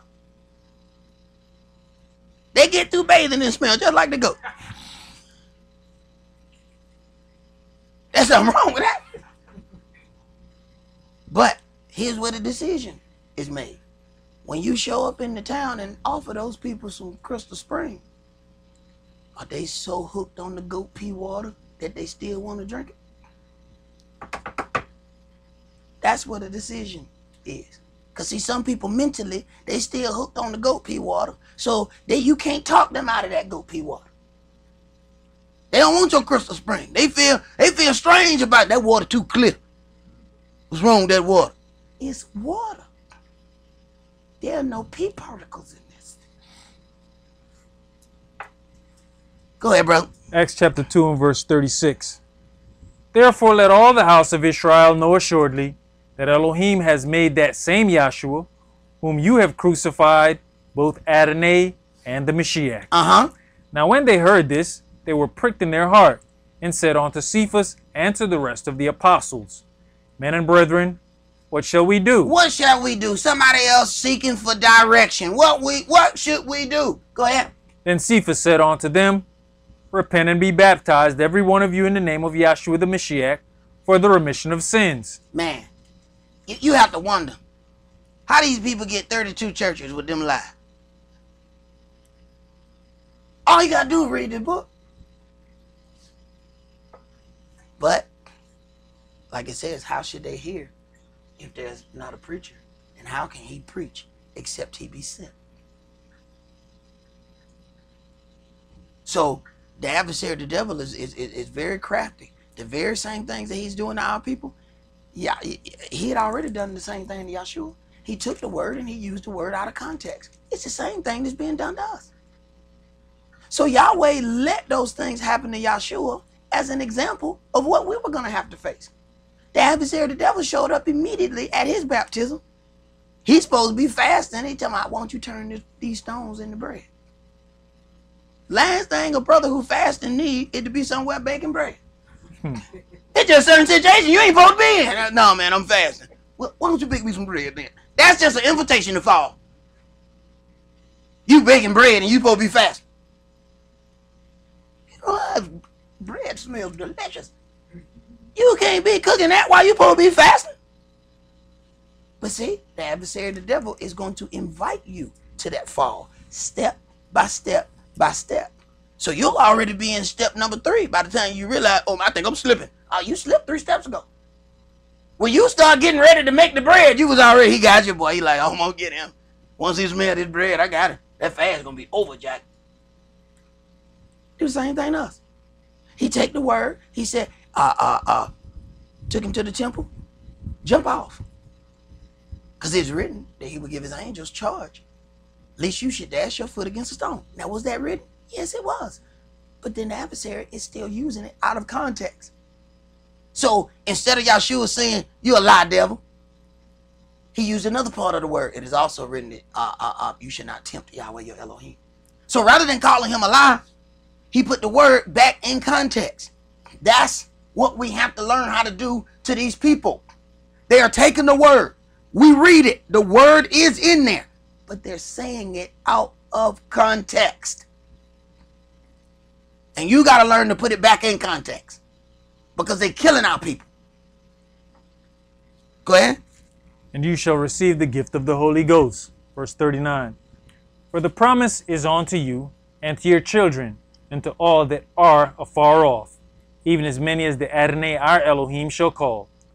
And with many other words did he testify and exhort, saying, Save yourselves from this untoward generation. Then what happened? From they that gladly, then they that gladly received his word baptized. Wow. Read that. Start over again. Then they that gladly received his word were baptized. Right.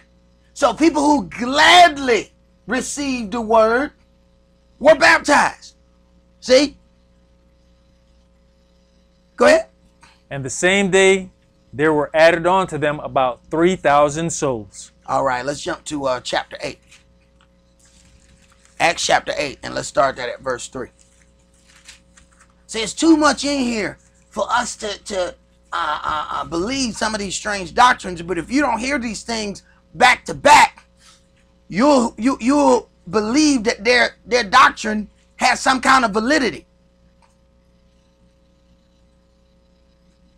And it's part The baptism is the introduction to having the renewed mind and the spirit. The baptism is the physical part of the birth. The rest of allowing the spirit to direct your steps, that's the spiritual part of the renewing of the mind. And that's going to take a long time. You ain't never going to be done with that one. It goes in levels. Acts chapter 8, and let's start that at verse 3. As for Saul, he made havoc of the church, entering into every house, and hailing men and women, committed them to prison. Therefore they that were scattered abroad went everywhere, preaching the word. So even the persecution had its purpose. Because of being persecuted, they could not all gather together. That persecution then made them spread out, and when they spread out, they automatically taught the word. So rather than Yahweh going to them, oh, y'all need to spread out and speak the word. When the brother started getting persecuted, he's like, man, they about to throw me in jail. I got to go. There you go. That took care of that right quick. Like, he didn't have to go and talk to nobody. That persecution sent them on their ways. And when they went, that word automatically came out of their mouth. See, when the word dwells richly within you, when you open your mouth, it's going to come out. Some of us get to the point where you be fighting yourself not to say nothing. Don't talk about it. Come on, don't say, just shut up then. Just shut up. Don't say no word. Because you know you're in the presence of some heathens. You know you're in the presence of some heathens, and you trying not to upset your little heathen friends. Oh, no, I'm going to upset my heathen friends. And you be trying to pinch your little lip. And sooner or later they do something stupid and out come that word. You know you really shouldn't be eating that pork like that, right? Yeah. And I try not to say it. Right. When that word dwells richly within you, it's going to come out. And the persecution just pushed them to different places, and that word came out. Go ahead. Then Philip went down to the city of Samaria and preached the Mashiach unto them. And the people with one accord gave heed unto those things which Philip spake, hearing and seeing the miracles which he did. For unclean spirits, crying with loud voice, came out of many that were possessed with them, and many taken with palsies, and that were lame were healed. Okay, now this is the New Testament, okay? All right, number 7, verse 7. For unclean spirits, crying with loud voices, came out of many that were possessed. So what they told us that they were catching the spirit, that's actually the symbol of somebody that's having a demon come out of them. Glory! Ah! That demon coming out of that. There's a demon coming out. They told us they were catching the spirit. No, they was losing a spirit. That's what was happening. According to what's written here. Because they tell us that when people so-called catch the spirit, they just take off running and start hollering and yelling. Wait a minute. That's interesting, because that's what they said the spirit's coming out of them sound like. And we used to always wonder, why don't I never catch the spirit? You all sad. I want to catch the spirit sometime too. Right. Lo and behold, you wanted to dance with a demon. Look at that. You should be ashamed of yourself. I'm tripping because I used to think the same thing. I wanted to dance one of them demons too. Why don't I get the spirit sometime? You know? Right. Getting this book, find out that wasn't no spirit. Well, it was a spirit. It just wasn't a good kind. Go ahead. And there was great joy in that city. But there was a certain man called Simeon, which before a time in the same city used sorcery, and bewitched the people of Samaria, giving out that himself was some great one, to whom they all gave heed, from the least to the greatest, saying, This man is the great power of Elohim. And to him they had regard, because that of a long time he had bewitched them with sorcery. But when they believed Philip preaching the things concerning the kingdom of Elohim and the name of Yahshua the Mashiach, they were baptized, both men and women. All right, and we find it over and over and over again. But we also find that there's not agreement with the false teachers and the real teachers. See, people have said, well, why this is, aggressive, the way you doing. Hey, man, they talk the truth. And he can't help but call out the people, hey, man, he using sorcery. Go ahead. Verse 13. Then Simeon himself believed also, and when he was baptized, he continued with Philip and wondered, beholding the miracles and the signs which were done. So then Simeon himself believed, and when he was baptized, so now he got a baptism. Go ahead. Now when the apostles which were at Jerusalem heard that Samaria had received the word of Elohim, they sent on to them Cephas and Johanan, who, when they were come down, prayed for them, that they might receive the Holy Ghost. So, and you need you to understand, the sorcerer got his baptism. Okay? We got Israelite brothers that refuse to get. The sorcerer got a baptism. Okay, go ahead. For as yet he was fallen upon none of them, only they were baptized in the name of the Adonai Yahshua. Then laid they their hands on them, and they received the Holy Ghost. And when Simeon saw that through laying on of the apostles' hands the Holy Ghost was given, he offered them money. Right. He said he want to buy the gift of being able to give the Holy Ghost. What's the difference? When they received the Holy Spirit, they was able to speak in tongues. They was able to speak in different languages, the words of Elohim. So that means they can go to these different places. What's the difference between him being able to buy it and that church over there in College Park that said they got the ability to teach the gifts of the Spirit? What's the difference? They got a class on teaching how to speak in tongues. No, what? No, you got the goo gobble, gobble goo. Goo gobble goo. Now put it together. Gobble goo. Right. Right. But that's how you get a $63 million plane. See? Right. Go ahead, bro. Saying, give me also this power, that on whomsoever I lay hands, he may receive the Holy Ghost. But Cephas said unto him, your money perish with you, because you have thought that the gift of Elohim may be purchased with money. You have neither part nor lot in this matter, for your heart is not right in the sight of Elohim. Repent therefore of this your wickedness, and pray Elohim, if perhaps the thought of your heart may be forgiven you. For I perceive that you are in the gall of bitterness, and in the bond of iniquity. Even though he got his baptism now. See?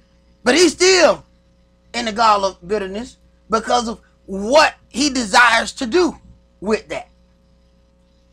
Go ahead. Then answered Simeon and said, pray you to the Adonai for me, that none of these things which you have spoken come upon me. Now, that was actually a very good statement. So, hey, maybe he won't hear me because I got this bitterness in me. But will you pray for me? See, our problem, we won't ask people to pray for us because we don't want to tell nobody we got nothing wrong. We'll just show up. Shalom. Oh, yeah. Then leave here. Man, you just had 50 people sitting there. You didn't talk to nobody. Act like everything is just pitchy. Then we go home and close the door and just cry for the rest of the night. Go ahead.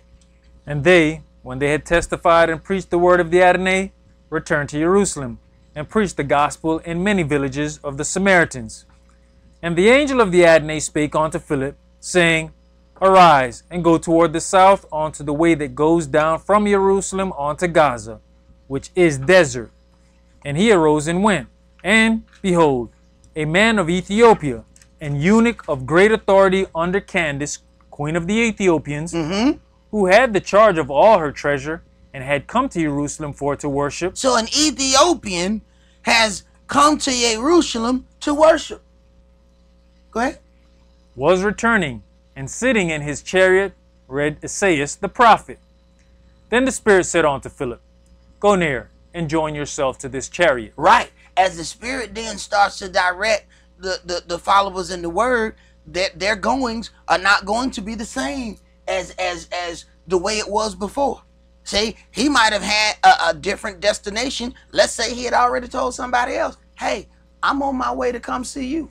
But then on his way, the Spirit says or directs him, hey, go talk to this man over here.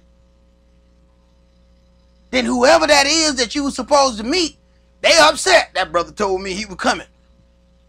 Yeah, but in the middle, Yahweh directed you somewhere else. So you have to know that, being a follower in the word, that Yahweh may direct you in the middle of something. You may think you're going somewhere for one purpose, but you're going there for something altogether different. Go ahead. And Philip ran thither to him, and heard him read the prophet Esaias, and said, understand you what you readeth? Now, understand you what you read? Go ahead. And he said, how can I, except some man should guide me? And he desired Philip that he would come up and sit with him. The place of the scripture which he read was this: he was led as a sheep to the slaughter, and like a lamb dumb before his shearer, so opened he not his mouth. In his humiliation his judgment was taken away, and who shall declare his generation? For his life is taken from the earth. And the eunuch answered Philip, and said, I pray you, of whom speak the prophet this? Of himself, or of some other man? Then Philip opened his mouth, and began at the same scripture, and preached unto him Yahshua. And as they went on their way, they came unto a certain water. And the eunuch said, see, here is water. What does hinder me to be baptized? So then he got baptized in water. So it wasn't no word. He didn't just, so they was already reading the word. Hey, he had an official man reading the word with him. He still wasn't baptized. So they still had to get some water. Go ahead. And Philip said, if you believe with all your heart, you mayeth. And he answered and said, I believe that Yahshua the Mashiach is the son of Elohim. So he believed. He is not of Israel. He's an Ethiopian. And he wants to get baptized. They read the word together. He still wasn't baptized. He see water. He says, what does hinder me? Now, the baptism about to happen. Go ahead. But since he was reading first, he should have already been baptized. Exactly my point. Exactly my point. If reading the word is being baptized, they should have just been reading, and the brother should have turned to a prophet, and water should have just automatically just hit him. See, the water should have jumped out of the ground and just hit him right there. See, but we're gonna get to another point. Keep going. And he commanded the chariot to stand still. And they went down both into the water. Okay, who went down in the water? Both Philip and the eunuch. Okay, and we got people here that were baptized by themselves. They went to a place where they told them, all right, now sit down in the water. Well, Pastor, you're not going to get in here? No, I ain't going to get in there. Just sit down and dunk yourself. What? So who all went down in the water, bro? I mean, read that again. Philip and the eunuch. Philip and the eunuch went in back. So the eunuch went down, he baptized him. And he baptized him. So he didn't baptize himself.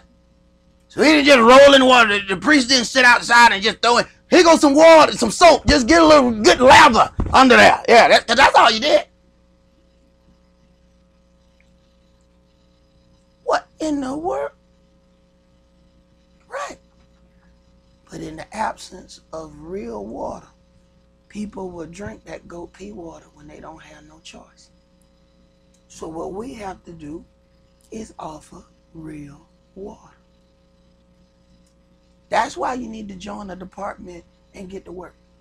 Because we have to get that message. We got to get that water out so that people can stop drinking that goat pee water and think they're doing something. Go ahead.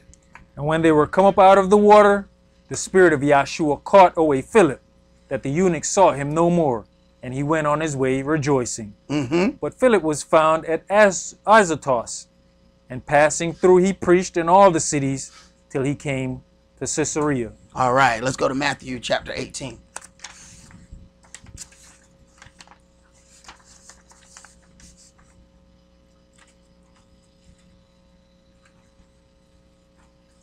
See, when you look at this, it says, you know, and all the people who gladly received the word, they were baptized.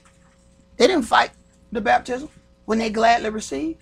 So you can tell people who gladly receive the word, they want to do the things that are written herein.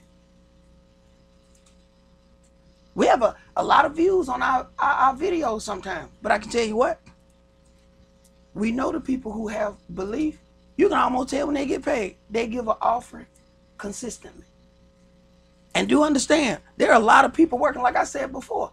I'm not the only one who's working in here. There's a whole media department back there to make sure that these teachings and these things are out on time, that they're delivered the right way, that we got enough computer strength to do all of these things. There were times we needed computers.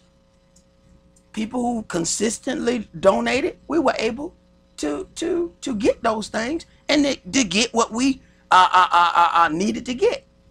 That being said, we're about to get to these cold months, and what we have been doing to this, how many years we've been in this building? 3 going on 4. Going on 4. We have never had heat in this building. We are not doing that this year. We've been warming it up with heaters and all of that. We ain't doing that no more. We getting heat in here. I'm not gonna have this brother get here at 10:30 in the morning. We don't broadcast till 1. And we having more and more people coming in here working on the media team to get ready for the broadcast. And there are a lot of people that get to watch that.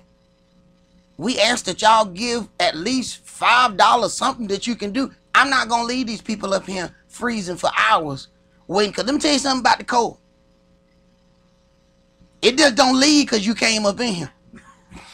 Oh man, kiss here, let me go. No, that ain't. That brother get here at 10, it be freezing in here. When we come in here in this cold, you be talking and you can see Kish words. You be like, shalom, son. Your words just come right out of their mouth. You can see that cold. We're not doing that this year. We getting heat. And I already know that's going to cost a couple $100 just for them people to come out here and turn the switch on. This is one foul, corrupt place. That ain't even talking about the bill. You got to pay a couple $100 just for them to come and cut the switch on. So, you know, we ask that, we don't ask a lot of our viewers. We don't ask anybody to sign up for anything. We don't ask anybody to do any of those things. But I do ask that we start to contribute on a regular basis, because we are not going to leave these people in the cold this winter. Go ahead, bro. Matthew chapter 18 and verse 1. At the same time came the disciples unto Yahshua, saying, who is the greatest in the kingdom of heaven? And Yahshua called a little child unto him, and set him in the midst of them, and said, verily I say unto you, except you be converted, and become as little children, you shall not enter into the kingdom of heaven. Now what's the thing with little children? Little children can be taught. See? Except you be converted and become as little children, you can teach children. The animosity and the anger in children disappears like this. The kids can be fighting on the swings and they've become back friends by the time they get to the slide board. Now grown up, we get to fighting on the sliding board, we trying to choke them with the swing. See? We trying to figure out a way we can get some get back, Jack. But kids don't operate like that. See? So you have to become like those children. Become renewed in the spirit of your mind. That means we're trying not to let that malice sit there. But that also means we can't fake at repenting. You can't fake at, yeah, I apologize if I did something to you, when you know good and well what you did. Now you're hindering the whole forgiveness process. Go ahead. Whosoever therefore shall humble himself as this little child, the same is greatest in the kingdom of heaven. Right, humbling yourself as a little child. Children are made to be inquisitive. They are made with that curiosity inside them is how they learn languages, how they pick up things so quick. Nobody learned their first language through a book. There ain't nobody ever that learned their first language through a book. They watch you. You say door. They look at you, open the door. Oh, that's a door. That's how they learn. They learn them bad words from you too. When you fall, they be like, oh yeah, that's an interesting word. I can't wait to use that one. Right, right. They learn the bad ones too. And they know when to say them. It's okay, so daddy fell. And then he brought out this very nice word. Next time I fall, I'm going to use that word. So they learn the word and they learn in what context to use it. I know I done came upstairs and caught my kid. Hey, boy. I know I taught you that. Go on to your room, man. Go ahead, bro. Verse 5.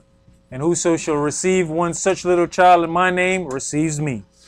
But whoso shall offend one of these little ones which believe in me, it were better for him that a millstone were hanged about his neck, and that he were drowned in the depths of the sea. Right. So then we have to be careful how we offend other believers. But the interesting thing is, we have given this protection on people who are not believers. We'll turn around and not say anything to the people who preach and teach directly against this word. Meanwhile, saying all manner of things to other believers. It is the most twisted mindset ever. There's something seriously wrong with it. Let's go to Romans chapter 7.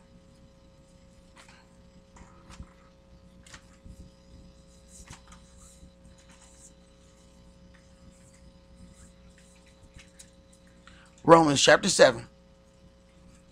And we're going to read verses 1 through 3.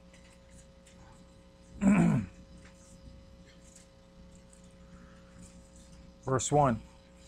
Know you not, brethren, for I speak to them that know the law, how that the law has dominion over a man as long as he lives? As long as he lives, go ahead. For the woman which has an husband is bound by the law to her husband so long as he lives. So long as he lives. So as long as the man is living, she is bound to this man. That ain't what they teach on Sunday morning. See, I done been in the church where the pastor said, I'm getting married and it don't work out. She out of here. I was like, how you announce your marriage and your divorce on the same day? See, that lets you know that while people talk in this New Testament, they deal with marriage according to the Old Testament. What does the Old Testament say? If you find any uncleanness in her, just give her a bill of divorce and send her out of your house. Yahshua said something altogether different. He said, what Yahweh has put together, let no man cut asunder. Go ahead. But if the husband be dead, she's loose from the law of her husband. Right. So when people start talking all of that stuff, excuse me, sweetie, is your husband living? Oh, so he didn't die? Okay, you need to go back home. Go ahead. So then if, while her husband lives, she be married to another man. They cannot be reading this in Sunday church, bro. So if while her husband lives and she's married to another man, go ahead. She shall be called an adulteress. Come on, bro. That just took out 75% of the church right there. Wow. 75% of the church gone. Now see, that's what they need to be hollering and screaming about. Oh Lord! That's what you need to get the Holy Ghost about right there. See? That's what you need to be running up and down the aisles for. That the other dude you were married to is still walking around him. See? That's what you need to be. See, people kept the Holy Ghost about the wrong thing. This is what you need to be shouting about. But they ain't gonna shout about this. If the other dude's still living, you're an adulterer. So you got people that's got marriage plaques on the wall and they ain't married at all. Got a nice little plaque. James. This is my husband. Plaque. Right. Right. Yahshua gonna throw that thing away. But Yahweh has offered us a way to get that right. Go ahead. But if her husband be dead, she is free from that law, so that she is no adulteress.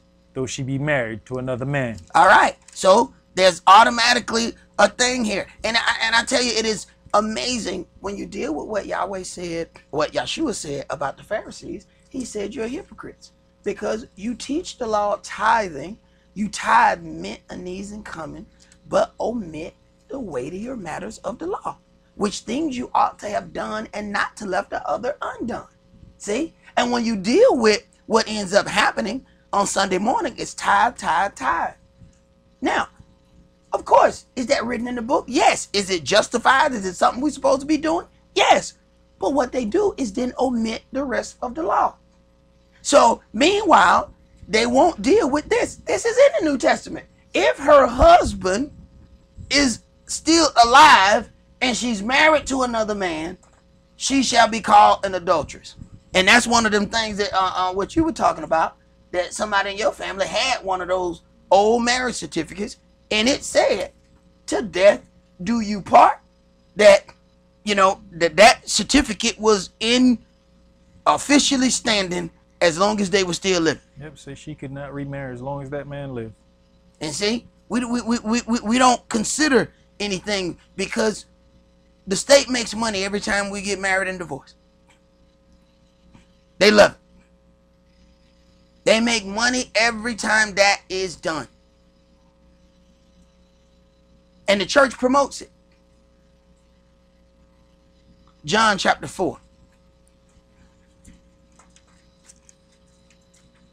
You see, to have a renewed mind, there's certain things that you have to know you can't consistently walk in. There's nobody perfect, and you can't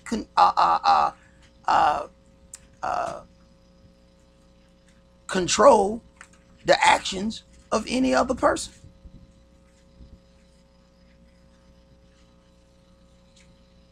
But we can give some thought and prayer before we enter into situations, and then turn around and get to whining about when it don't go right. Now, John chapter 4, start that back at verse 1. We read 2 verses, but we're going to go through verse 1 through 19. When therefore the Adonai knew how the Pharisees had heard that Yeshua made and baptized more disciples than Yohanan, though Yeshua himself baptized not, but his disciples. Now, after reading all of this stuff, it sounds absolutely rather just ridiculous that somebody would use that to say that there is no water baptism. Go ahead. He left Judea and departed again into Galilee. And he must needs go through Samaria. Then comes he to a city of Samaria, which is called Sychar, near to the parcel of ground that Yaakov gave to his son Joseph. Now Yaakov's well was there. Yeshua therefore, being wearied with his journey, sat thus on the well, and it was about the 6th hour. There comes a woman of Samaria to draw water. Yeshua says unto her, Give me to drink. For his disciples were gone away unto the city to buy meat. Then says the woman of Samaria unto him, How is it that you, being a Yehudi, ask drink of me, which am a woman of Samaria? For the Yehudis have no dealings with the Samaritans. Now, this was perfect. The disciples were gone away unto the city to buy meat. And trust me, the conversation that is about to be had, she's not going to want that conversation to be had in front of other people. Go ahead. Yeshua answered and said unto her, If you knew the gift of Elohim, and who it is that says to you, Give me to drink, you would have asked of him, and he would have given you living water. The woman says unto him, Sir, you have nothing to draw with, and the well is deep. From whence then have you that living water? Are you greater than our father Yaakov, which gave us the well, and drank thereof himself, and his children, and his cattle? Yeshua answered and said unto her, Whosoever drinks of this water shall thirst again. But whosoever drinks of the water that I shall give him shall never thirst. But the water that I shall give him shall be in him a well of water springing up into everlasting life.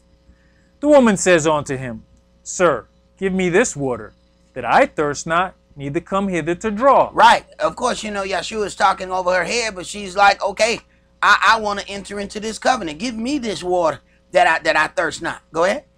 Yahshua says unto her, Go call your husband and come hither. Now, he has asked her a truly trick question at this point. Go call your husband. Now, listen to what she says. The woman answered and said, I have no husband. Yahshua said unto her, You have well said, I have no husband. Oh, you have justly said you don't have a husband. Go ahead. For you have had 5 husbands, and he whom you now have is not your husband. In that said you truly. Now, why? If she had 5 husbands and the one she have now is not, go back to what we just read. He said, hey, if your husband's still living and you with somebody else, you're considered an adulteress.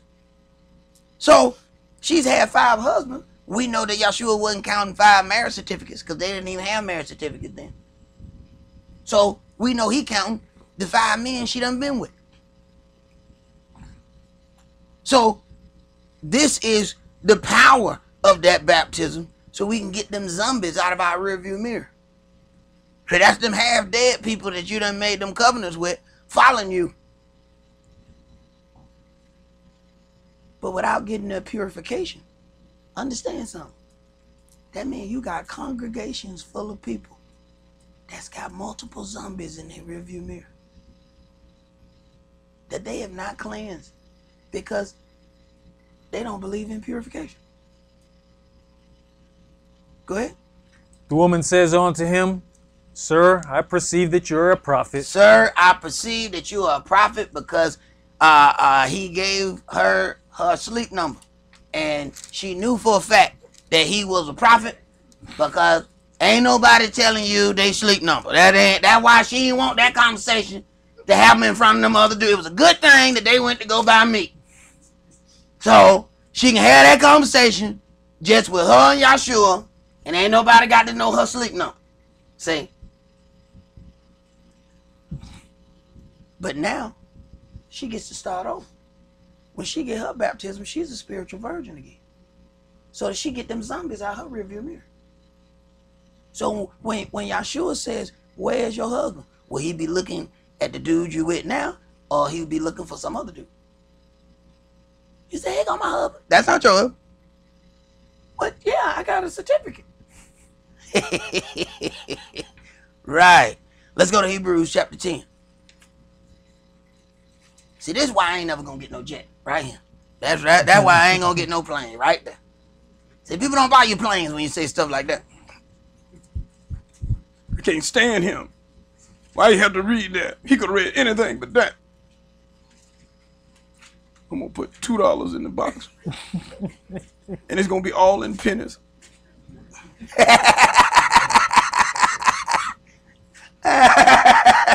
The dirtiest pennies I can find too. Yeah. Hebrews chapter 10, verses 16 through 29. This is the covenant that I will make with them after those days, said the Adonai. I will put my laws into their hearts, and in their minds will I write them. Right. And the people playing games with us saying, oh, he gonna write the law of faith in their mind. Right. See? That's how you get a $63 million plane.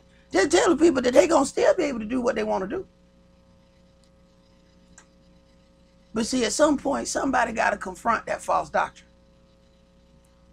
The disciples had to do it. The apostles had to do it. Yahshua had to do it. That false doctrine has to be confronted one way or another. You can't okay that stuff. If you okay it, then you're justifying wickedness. And we can't do that. For the sake of peace, well, we just gonna have peace. No, we can't have peace while you lying on my Elohim. Go ahead. And their sins and their lawlessness will I remember no more. You see that?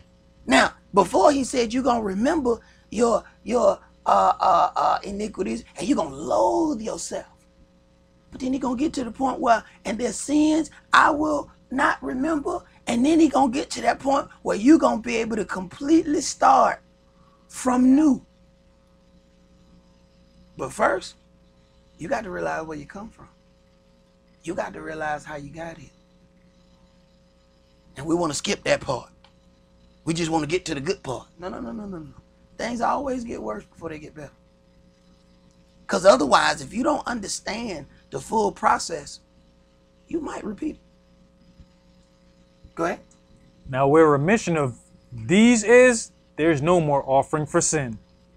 Having therefore, brethren, boldness to enter into the holiest by the blood of Yahshua, by a new and living way, which he has consecrated for us through the veil, that is to say, his flesh, and having an high priest over the house of Elohim, let us draw near with a true heart in full assurance of faith, having our hearts sprinkled from an evil conscience and our bodies washed with pure water.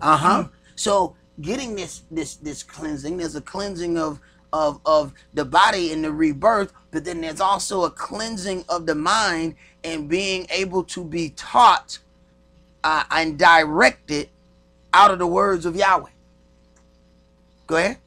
Let us hold fast the profession of our faith without wavering, for he is faithful that promised. And let us consider one another to provoke unto love and to good works. So you have to ask yourself, how do we provoke one another? Do we provoke one another to fight and do all kind of mess, or do we provoke one another unto love and to good works? See, the reason Dawid knew he wanted to marry Abigail, because he was getting ready to come and kill everybody in the house. Abigail talked him out of it. He said, oh, not only is she a good-looking woman, but that woman got some spirit about her. She talked me out of avenging myself with my own hand. He automatically knew that's a good woman. But she was married. Her husband died. He said, hey, man, go get me that. Hey, y'all, hey, go somebody go down there and get that woman, tell her I want to marry. He said, no. That's a woman I need to have on my team. Because she didn't provoke me unto wrath. She provoked me unto love and the good works. She provoked me not to make vengeance with my own hand. Now that's something worth having. Last thing a brother needs is some sister in his ear. If I was you, I wouldn't take that. I'll pull out my gun, pop, right up in his head. That's what I'll do. Here, Junebug, you're going. She ain't gonna even come to your trial. After she talk you into that mess. Right. Go ahead. Verse 25. Not forsaking the assembling of ourselves together, as the manner of some is, but exhorting one another, and so much the more, as you see the day approaching. For if we sin willfully after that we have received the knowledge of the truth, there remains no more sacrifice for sins, but a certain fearful looking for of judgment and fire indignation, which shall devour the adversaries. He that despised Moshe's law died without mercy under 2 or 3 witnesses. Right. So people want to tell you, well, see, that old thing is done away with, and God is all about love. All right, this is New Testament. Read next line. Of how much sorer punishment, suppose you, shall he be thought worthy, who has trodden underfoot the Son of Elohim, and has counted the blood of the covenant wherewith he was sanctified an unholy thing, and has done despite unto the Spirit of grace. Right. See, we know that Yahshua magnified the law. We can find things in Matthew where Yahshua is talking and he has elevated the law to a whole nother level. Yet people are telling us that the law is done away with. Yet Yahshua made the law even more difficult. But when you just cherry pick bits and pieces, you don't get that. And for us to have a truly renewed mindset, we're going to have to stop dealing with those false doctrines, and we're going to have to stop validating things based upon how many times we've heard it. And that's what we end up doing. Since we've heard this lie for 10 years, it must be some truth in it. No, it's just a 10-year lie. I don't care how many times you heard it. It's a lie. And if you're going to have a renewed mindset, you got to get that lie out of you. I told people for me to stop seeing that long-haired, blue-eyed guy. They say his name Jesus. That dude. Every time I prayed, I closed my eyes. Jesus would be like, "What do you want, son?" I'd be like, "Man, get out of here."